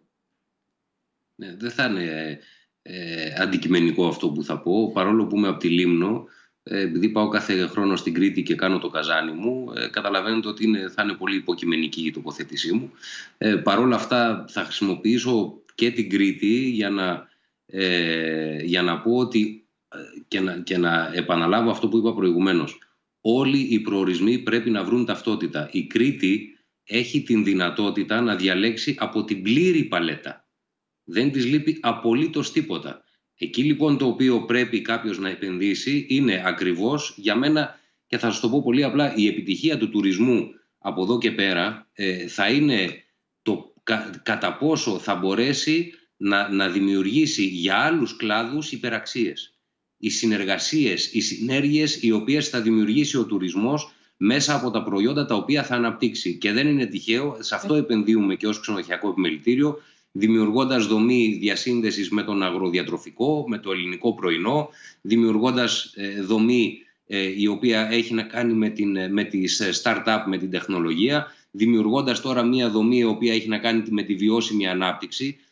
Αυτά είναι τα πράγματα τα οποία θα μας καθοδηγήσουν από εδώ και πέρα. Πρέπει να συνδεθούμε, πρέπει ο άνθρωπος ο οποίος θα μπει στο ξενοδοχείο, ξαναλέω το παράδειγμα που είπε προηγουμένως η κυρία Ζούνη, και ο οποίος θα φάει την ντομάτα, να μπορεί να την παραγγείλει από το διαδίκτυο την επόμενη μέρα. Έτσι ο τουρισμός θα φέρει την πλήρη ανάπτυξη, την οποία θα είναι σε πλήρη ανάπτυξη και να βοηθήσει και τους υπόλοιπους κλάδους μέσα από τη δική του ευημερία. Εξαιρετικά ενδιαφέρον, προκλητικό και φάνταστο, εγώ θα έλεγα, το επόμενο ερώτημα, μιας και ακούμε πιθανές κινήσεις για την επόμενη μέρα. Για τη δημιουργία νέων τουριστικών μοντέλων απαιτείται συνδυασμός ιδιωτικών, π.χ. ξενοδοχεία, και δημόσιων, π.χ. δήμοι, περιφέρειες κτλ. Φορέων. Αυτό από μόνο του είναι μια τεράστια πρόκληση για τη χώρα μας, αφού δεν έχει μάθει να συνεργάζεται σε τέτοιο επίπεδο. Υπάρχουν κάποιες σκέψεις ή προτάσεις γύρω από αυτό το θέμα? Εγώ θέλω να πω το αυτονόητο το λέμε εφάνταστο. Μονόδρομος. Το αυτονόητο το λέμε εφάνταστο. Δηλαδή είναι απίθανο αυτό που συμβαίνει. Είναι το αυτονόητο. Αυτό δεν είναι μονόδρομος, όπως το είπε ο Αλέξανδρος. Δεν κουβεντιάζεται αυτό. Ναι, έχει δίκιο η κυρία Μπουσδούκ όμως. Όταν το διαβάζει κανείς στη χώρα μας, θα σου πει πώς θα γίνει αυτό. Έτσι είναι, αυτή είναι η πραγματικότητα την οποία πρέπει να αλλάξει. Έχει ο Έλληνας ότι όταν συνεργάζεται, και νομίζω απλά το κάνει δυστυχώς μετά από ανάγκη. Είναι η επιχειρηματικότητα ανάγκη και η επιχειρηματικότητα ευκαιρίας. Πρέπει πλέον να αρχίσουμε να το βλέπουμε σαν ευκαιρία. Ότι πρέπει να συνεργαστούμε. Δεν είναι. Δηλαδή, δεν πρέπει να φτάσουμε με το όπλο στον κρόταφο. Πρέπει να ξεκινάμε να επιδιώκουμε τη συνεργασία. Γιατί ο τουρισμός, η τουριστική εμπειρία πρέπει να τη δούμε με τα μάτια του τουρίστα. Ο τουρίστας την τουριστική εμπειρία τη θεωρεί από την ώρα που ξεκινάει από το σπίτι μέχρι την ώρα που θα ξαναγυρίσει. Όλα αυτά είναι ένα. Άρα πρέπει να συνεργαστούμε με όλους αυτούς. Αν το ταξί από το λιμάνι του Πειραιά που είχε πάρει σε ένα ζευγάρι Ολλανδούς 400 ευρώ να τους πάει στο Μεγάλη Βρετάνια, επηρεάζει την εμπειρία στο Μεγάλη Βρετάνια. Προφανώς. Άρα πρέπει όλοι αναγκαστικά πρέπει να το καταλάβουμε τη μεγάλη ιδέα με τα μάτια του πελάτη. Μόνο σε ένα επάγγελμα δεν γίνεται. Δεν σε νοιάζει η άποψη του πελάτη όταν είσαι καλλιτέχνης. Και αυτό εξαρτάται τι καλλιτέχνης είσαι. Άρα πρέπει να μας ενδιαφέρει η άποψη του πελάτη. Η άποψη του πελάτη σου λέει ότι εγώ το βλέπω σαν ένα. Άρα και εσύ με τους δίπλα σου θα λειτουργείς σαν ένα. Και άρα τώρα στην κρίση θα κάνεις αυτό που είπε ο κύριος Μπούχαλης. Πρέπει να δεις και τα πρωτόκολλα, να σε νοιάζει τι πρωτόκολλο έχει κάνει ο δίπλα. Όχι μόνο εσύ, να βγεις έξω και να κοιτάς. Και όλοι μας. Γι' αυτό εννοούσα ότι πρέπει να αναλάβει ο καθένας την ευθύνη του και όλοι μαζί θα γίνει η αλλαγή. Εγώ είπα και την ιδέα της υιοθεσίας στα μεγάλα ξενοδοχεία στη Ρόδο και στην Κέρκυρα, όπου οι διευθυντές των ξενοδοχείων που είναι επαγγελματίες για πάρα πολλά χρόνια, και ήταν και η Αγνή Αλέξανδρου όταν κάναμε το meeting στην Κέρκυρα, είπε ότι τα μεγάλα ξενοδοχεία θα πρέπει να υιοθετήσουν μικρά εστιατόρια και άλλους ανθρώπους, έτσι ώστε να τους εξηγήσουν τα πρωτόκολλα και να τους βοηθήσουν να πάνε μέσα από την πλατφόρμα του ξενοδοχειακού επιμελητηρίου και να καταλάβουν τι θα πρέπει να γίνει. Μόνο έτσι θα λειτουργήσει. Είναι αυτονόητη η συνεργασία και είναι απαραίτητη. Δεν μπορεί να πάει άλλο μπροστά. Και βεβαίως μην ξεχνάτε ότι... Δηλαδή εμείς σαν Πανεπιστήμιο Πειραιάς... Ναι. Πείτε κύριε Μπούχαλη και θα πω εγώ μετά παράδειγμα. Αυτό που είναι πολύ σημαντικό είναι να καταλάβουν οι άνθρωποι πώς μπορούν να δουλέψουν μαζί, να φτιάξουν clusters, έτσι ώστε να λειτουργούν σαν δίκτυα με συγκεκριμένα πράγματα. Δηλαδή μπορεί να είναι ένα κλάστερ εινοτουρισμού, μπορεί να είναι ένα κλάστερ για παιδιά, μπορεί να είναι ένα κλάστερ το οποίο να έχει να κάνει με φαγητό ή με φωτογραφία ή με ζωγραφική, είτε με οτιδήποτε τύπο. Και κάποιος έγραψε προηγουμένως για εναλλακτικούς τουρισμούς. Λοιπόν, πρέπει να έχουμε κλάστερς ανθρώπων οι οποίοι να συνεργάζονται μεταξύ τους και να συνεργάζονται και ο δημόσιος τομέας και ο ιδιωτικός τομέας, γιατί είμαστε ένας αυτός σαν προορισμός. Και τα εκπαιδευτικά ιδρύματα αυτή τη στιγμή, όπως οι επιστήμονες μπήκανε μπροστά στην επιδημία, πρέπει και τα εκπαιδευτικά ιδρύματα, γι' αυτό ο κόσμος ζητά την πληροφορία. Έτσι, για παράδειγμα, να πω εμείς στο Πανεπιστήμιο Πειραιά, ήδη κάναμε το επιμελητήριο Κυκλάδων, έχουμε κάνει 3 webinars ενημέρωση πάνω από 5.000 κόσμο, επαγγελματίες. Πρέπει να το κάνουμε αυτό εθελοντικά, να βγαίνουμε πέρα από τις έρευνες, να λειτουργήσουμε όλοι μαζί. Έρχονται πάρα πολλά μηνύματα, το βλέπετε και εσείς, το βλέπουμε και εμείς και οι συνάδελφοι στον όγκο των μηνυμάτων που καλούμαστε να διαχειριστούμε. Τελευταίο αυτό που διαβάζω τώρα. Αγαπητέ συνάδελφε, δεν ξέρω πού αναφέρεται. Έχω την αίσθηση, κύριε Βασιλική, ότι αναφέρεται σε εσάς. Από την πόρτα διαγώνια να το δω.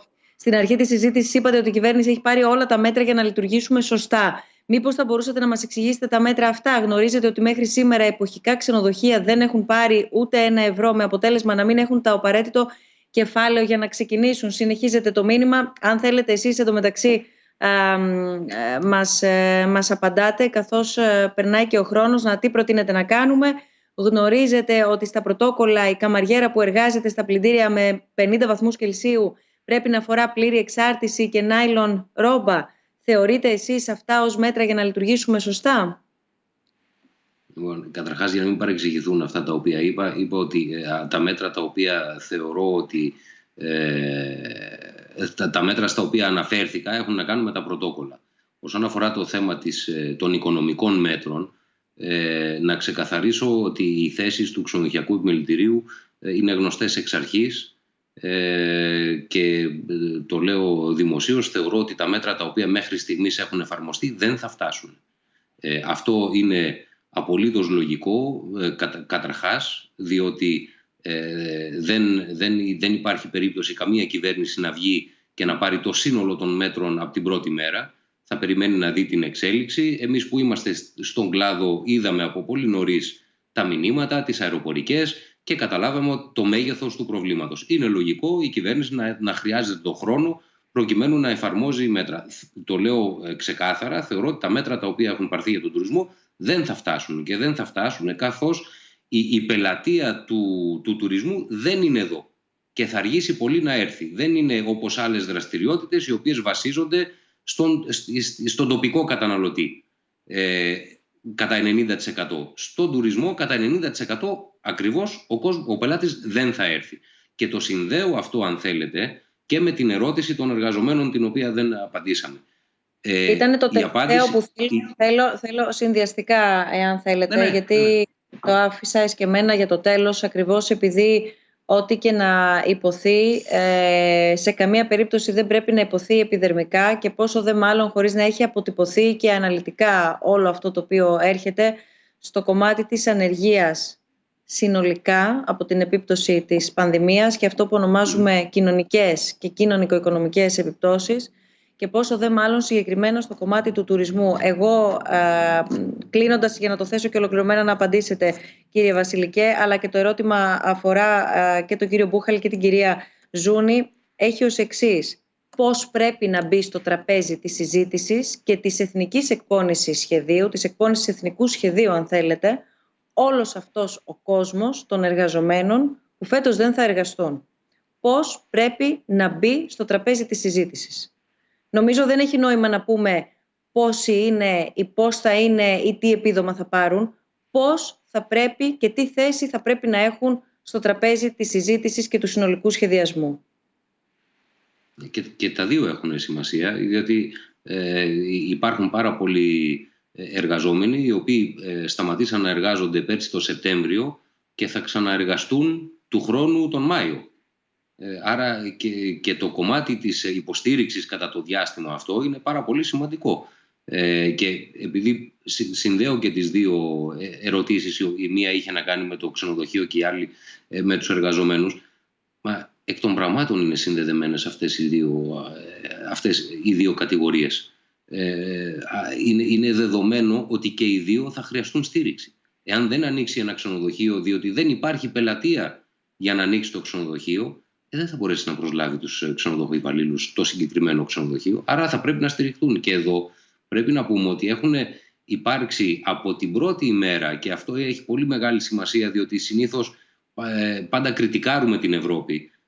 Η Ευρώπη πήρε κάποιες αποφάσεις από την πρώτη στιγμή, οι οποίες, αν το λέγαμε πριν 3 ή 4 μήνες ότι θα έλεγε η Ευρώπη δεν υπάρχουν πλεονάσματα φέτος, στόχοι πλεονασμάτων, θα γελάγαμε. Ειδικά εμείς οι Έλληνες που επί 10 χρόνια το έχουμε ζήσει. Άρα λοιπόν οι αποφάσεις οι οποίες έχουν πάρθει, τα μέτρα τα οποία και εκεί αργά και βασανιστικά λαμβάνονται σε μεγέθη που αγγίζουν πια τα 3 εκατομμύρια. Είναι ξεκάθαρο και παίρνονται και λαμβάνονται προς την κατεύθυνση των μεταφορών και του τουρισμού και των εργαζόμενων σε αυτά. Άρα εκεί θα πρέπει να πάει ένα μεγάλο μερίδιο, διότι εκεί απευθύνονται αυτά τα μέτρα, προκειμένου να επιβιώσει η τουριστική βιομηχανία και οι εργαζόμενοι σε αυτήν σε βάθος χρόνου. Μην ξεχνάμε ότι έχουμε μια σεζόν μεν αυτή τη στιγμή να περάσουμε, έχουμε όμως και ένα χειμώνα για τα 12 μήνη λειτουργίας μπροστά, που δεν γνωρίζουμε υπό ποιες συνθήκες θα δουλέψουμε, αν θα δουλέψουμε, και πιθανότατα η μεγαλύτερη δυσκολία να είναι μπροστά. Και όχι, εννοώ μπροστά, όχι για το καλοκαίρι, αλλά από εκεί και μετά τι θα γίνει. Άρα όλα αυτά παίζουν πάρα πολύ μεγάλο ρόλο και πρέπει να ληφθούν υπόψη. Βεβαίως και πρέπει να στηριχθούν όπως θα πρέπει να στηριχθούν και οι επιχειρήσεις και θα πρέπει να στηριχθούν και οι εργαζόμενοι. Μάλιστα. Ένα τελευταίο σχόλιο, κύριε Μπούχαλη, κυρία Ζούνη. Εγώ για τους εργαζόμενους, για αυτούς ακριβώς ξεκίνησα να φωνάζω από την αρχή brace, γιατί αν καταλάβουν από την αρχή το τι ερχόταν, θα μπορούσαν να πάρουν τα μέτρα τους. Και βεβαίως κανένα αεροπλάνο δεν θέλει να πέσει. Αλλά όταν ξέρουμε ότι θα πέσει, αυτό που προσπαθεί να κάνει κανείς είναι να μειώσει το impact, να έχει τις λιγότερες δυνατές συνέπειες. Υπάρχουν λοιπόν κάποιες δουλειές οι οποίες μπορεί φέτος να είναι αγροτικές. Θα υπάρχουν άλλου είδους δραστηριότητες, στις οποίες μπορεί κάποιος, ο οποίος πραγματικά θέλει να δουλέψει, να βρει κάποια εναλλακτική απασχόληση. Και επίσης είναι μια τεράστια ευκαιρία, εάν δεν καταφέρει να δουλέψει, να εκπαιδευτεί, να βελτιώσει τα skills του, τις δεξιότητές του, έτσι ώστε όταν ξανανοίξει ο τουρισμός να μπορεί να έχει καλύτερη θέση σε αυτό. Νομίζω ότι όλοι μας είμαστε δίπλα στον εργαζόμενο ο οποίος περίμενε τη σεζόν.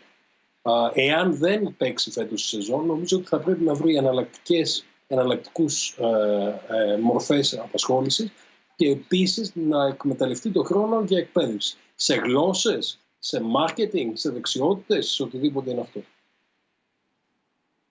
Συμφωνώ και εγώ ακριβώς ότι προφανώς πρέπει να υπάρξουν μέτρα, ο καθένας να αναλάβει, όπως είπα πιο πριν, την ευθύνη του, να υπάρχουν μέτρα στήριξης για το τώρα, αλλά σε επίπεδο ο εργαζόμενος μακροχρόνια να κάτσει να δει πώς θα μπορέσει μέσα στο νέο περιβάλλον, γιατί θα είναι νέο το περιβάλλον από εδώ και πέρα, πώς θα μπορέσει να βελτιώσει τις ικανότητές του ή να δει σε ποιο κλάδο ή σε τι του ταιριάζει περισσότερο να απασχοληθεί. Μπορεί να είναι και μια ευκαιρία ατομική για επανέναρξη. Δηλαδή, μην μιλάμε μόνο για τις επιχειρήσεις, για τον τουρισμό. Μπορεί κάποιος να μην του τέριαζε ή να μην του άρεσε αυτό και τώρα να είναι μια ευκαιρία να κάτσει, βέβαια, με βοήθημα, να μπορεί να κάτσει, να βγάλει μέχρι το Σεπτέμβρη, να μπορέσει. Γι' αυτό σας λέω ότι αυτό το λέμε δεδομένο. Αυτό είναι το δεδομένο που γι' αυτό ξεκινάω πάντα με στήριξη. Είναι το πρώτο. Στήριξη και βοήθεια από τον καθένα, από όλες τις δομές. Αλλά μπορεί να είναι και ευκαιρία, να αποτελέσει αυτό ευκαιρία να δει τι πραγματικά τον ενδιαφέρει μέσα στο νέο μεταβαλλόμενο περιβάλλον. Εγώ θέλω να σας ευχαριστήσω πάρα πολύ για αυτή τη συζήτηση που είχαμε, για αυτό τον πρώτο γύρο συζητήσεων. Έχουμε πει και ο κόσμος των διαλόγων το γνωρίζει ότι και εμείς ήμασταν κάποτε φυσική και διαδικτυακή παρουσία. Τώρα από τον Απρίλιο είμαστε μόνο διαδικτυακή παρουσία. Βέβαια, από την άλλη, έχουμε τη δυνατότητα να έχουμε πολύ περισσότερη συμμετοχή από περισσότερα μέρη, ακριβώς γιατί την ίδια ώρα που κάτι φαίνεται να σε απομακρύνει, με κάποιο τρόπο κάπως διαφορετικά φαίνεται και να σε ενώνει. Κάτι αντίστοιχο συνέβη και με το συνέδριό μας, το αναφέρατε και νωρίτερα στο ερώτημά μας, κύριε Μπούχαλη, το συνέδριο του Ιδρύματος Σταύρος Νιάρχος, το ετήσιο, το οποίο είναι διεθνές, συγκεντρώνει πάρα πολύ κόσμο από το εξωτερικό, τόσο για να το παρακολουθήσει, όσο και οι ομιλητές, όσο και οι καλλιτέχνες, στο πλαίσιο του Summer Nostos Festival, μέσα στο οποίο γίνεται και το συνέδριο του Ιδρύματος Σταύρος Νιάρχος. Φέτος θα είμαστε διαδικτυακά. Καλλιτέχνες, ομιλητές, δρομείς, γιατί θα τρέξουμε κιόλας διαδικτυακά, θα είμαστε διαδικτυακά. Είναι για όλους μας διαφορετικό. Κάπως δηλαδή δεν θα ταξιδέψουμε, αλλά και θα ταξιδέψουμε με έναν διαφορετικό τρόπο. Το θέμα είναι να αξιοποιηθούν όπου υπάρχουν οι δυνατότητες, γιατί δεν πρέπει να θεωρούμε ότι παντού είναι ίδιες οι δυνατότητες. Αυτό είναι το ζητούμενο. Εγώ θέλω απλά να υπενθυμίσω, μιας και αναφέρθηκα κλείνοντας, ότι το συνέδριο του Ιδρύματος Σταύρος Νιάρχος είναι 22 και 23 Ιουνίου. Τότε δίνουμε ραντεβού. Ενώ στις 24 Τετάρτη, σε 2 εβδομάδες από τώρα, θα είναι η επόμενη μας συνάντηση στο περιβάλλον των διαλόγων, σε μια συζήτηση μαζί με το SNF Agora από το Πανεπιστήμιο Johns Hopkins. Εκεί θα ανοίξουμε μια συζήτηση πάλι σε διεθνές περιβάλλον γύρω από την τεχνολογία και τη δημοκρατία που βρίσκονται ξεκάθαρα σε αλληλεπίδραση, και αν θέλετε και όλη αυτή την περίοδο της COVID-19 είναι και πιο εμφανείς οι προοπτικές αλλά και τα όρια τα οποία θα πρέπει να λάβουμε υπόψη μας όλοι για την τεχνολογία, για την τεχνητή νοημοσύνη. Ήταν και το θέμα του συνεδρίου μας, Humanity and AI, ακριβώς επειδή το αναφέρατε και εσείς, κύριε καθηγητά. Ο ανθρώπινος παράγοντας κάποια στιγμή θα επιστρέψει, αρκεί να μην τον αφήσουμε κι εμείς όμως τελείως, γιατί εδώ είδαμε και πολλές διαφορετικές πολιτικές ταχύτητες να αναπτύσσονται, είδαμε πολλές κοινότητες να κάνουν πιο εμφανή τα όρια τους και τα διαχωριστικά τους παρά τα σημεία ένωσής τους, με αφορμή την πανδημία εννοώ. Οπότε θα συζητήσουμε λίγο και για την δημοκρατία και για τις πολιτικές, πώς επηρεάζονται και πώς βοηθούνται από την τεχνολογία και την τεχνητή νοημοσύνη, αλλά και πώς δεν θα πρέπει να ξεκινήσουμε ποιος βοηθάει ποιον και ποιος διαχειρίζεται ποιον. Όμως μπορούμε και να τρέξουμε διαδικτυακά. Εάν θέλετε λοιπόν και εσείς, κύριε καθηγητά, και εσείς, κύριε Βασιλικέ, και εσείς, κυρία Ζούνη, κύριε Μπούχαλη, μπορείτε να τρέξετε για καλό σκοπό 5 χιλιόμετρα. Αν θέλετε μπορείτε και να τα περπατήσετε. Να κατεβάσετε μόνο, χρειάζεται ένα application. Τρέχουμε κάθε... Τι είπατε, κύριε Βασιλικέ? Είπα ότι αφού μπορούμε και να περπατήσουμε, εντάξει. Είναι εξασφαλισμένο ότι μπορούμε όλοι να συμμετέχουμε λοιπόν. 5 χιλιόμετρα είτε τρέχουμε είτε περπατάμε. Και αυτή τη φορά, επειδή το ραντεβού του SNF Run είναι κάθε 23 Ιουνίου, φυσική παρουσία, δηλαδή ξεκινάμε από το Καλιμάρμαρο, τρέχουμε βράδυ, καταλήγουμε στο Κέντρο Πολιτισμού Ίδρυμα Σταύρος Νιάρχος. Φέτος δεν μπορούμε να είμαστε όλοι μαζί, αλλά από ό,τι φαίνεται μπορούμε να είμαστε από περισσότερα σημεία της Ελλάδας σίγουρα και από κάθε γωνιά, εν πάση περιπτώσει, οπουδήποτε βρίσκεται ο καθένας, θα μπορεί να κατεβάσει το συγκεκριμένο application και να το πω κιόλας, είναι το Sport Hive Live, να το κατεβάσει στο κινητό του και 15 με 21 Ιουνίου είτε να τρέξει είτε να περπατήσει, με κάποιο τρόπο να απαθανατήσει όμως αυτά τα 5 χιλιόμετρα που θα διανύσει, να τα ανεβάσει στο application, να μας στείλει και μία selfie, γιατί θα είμαστε εδώ 23 Ιουνίου, θα γίνει το SNF Run Virtual και όποιος θέλει, πάντα προαιρετικά, καθώς ποτέ δεν υπήρχε συμμετοχή για τον αγώνα, είναι ελεύθερος προς όλο τον κόσμο και γίνεται με αποκλειστική δωρεά του Ιδρύματος Σταύρος Νιάρχος και υλοποιείται από την Αναγέννηση και Πρόοδο. Όποιος θέλει ωστόσο μπορεί να δώσει και να προσφέρει ένα ποσό όσο θέλει, έτσι ώστε το συνολικό ποσό που θα συγκεντρωθεί να τριπλασιαστεί από το Ίδρυμα Σταύρος Νιάρχος και να προσφερθεί σε 81 νοσοκομεία της χώρας. Ακριβώς επειδή είναι και το καλοκαίρι μπροστά, ακριβώς επειδή και συζητήσαμε τώρα πόσο αναγκαίο είναι να σώσουμε πρώτα απ' όλα τη δημόσια υγεία. Ακριβώς όμως, όπως είπε επανειλημμένος ο κύριος Μπούχαλης και θα το επαναλάβω κι εγώ, πρωτίστως αποτελεί και ατομική μας ευθύνη αυτό. Μην τα περιμένουμε όλα από τους άλλους. Είμαστε κι εμείς μέρος των άλλων. Πάμε να δούμε ένα βιντεάκι σχετικά με αυτό το application που πρέπει να κατεβάσουμε όλοι, να απαθανατήσουμε τα 5 χιλιόμετρα, είτε τα περπατήσουμε είτε τα τρέξουμε, και να μας τα στείλετε προκειμένου να σας δούμε κιόλας, να σας δούμε ενώ τρέχετε, όπου τρέχετε, όποιοι τρέχετε, για να δούμε το σχετικό βίντεο.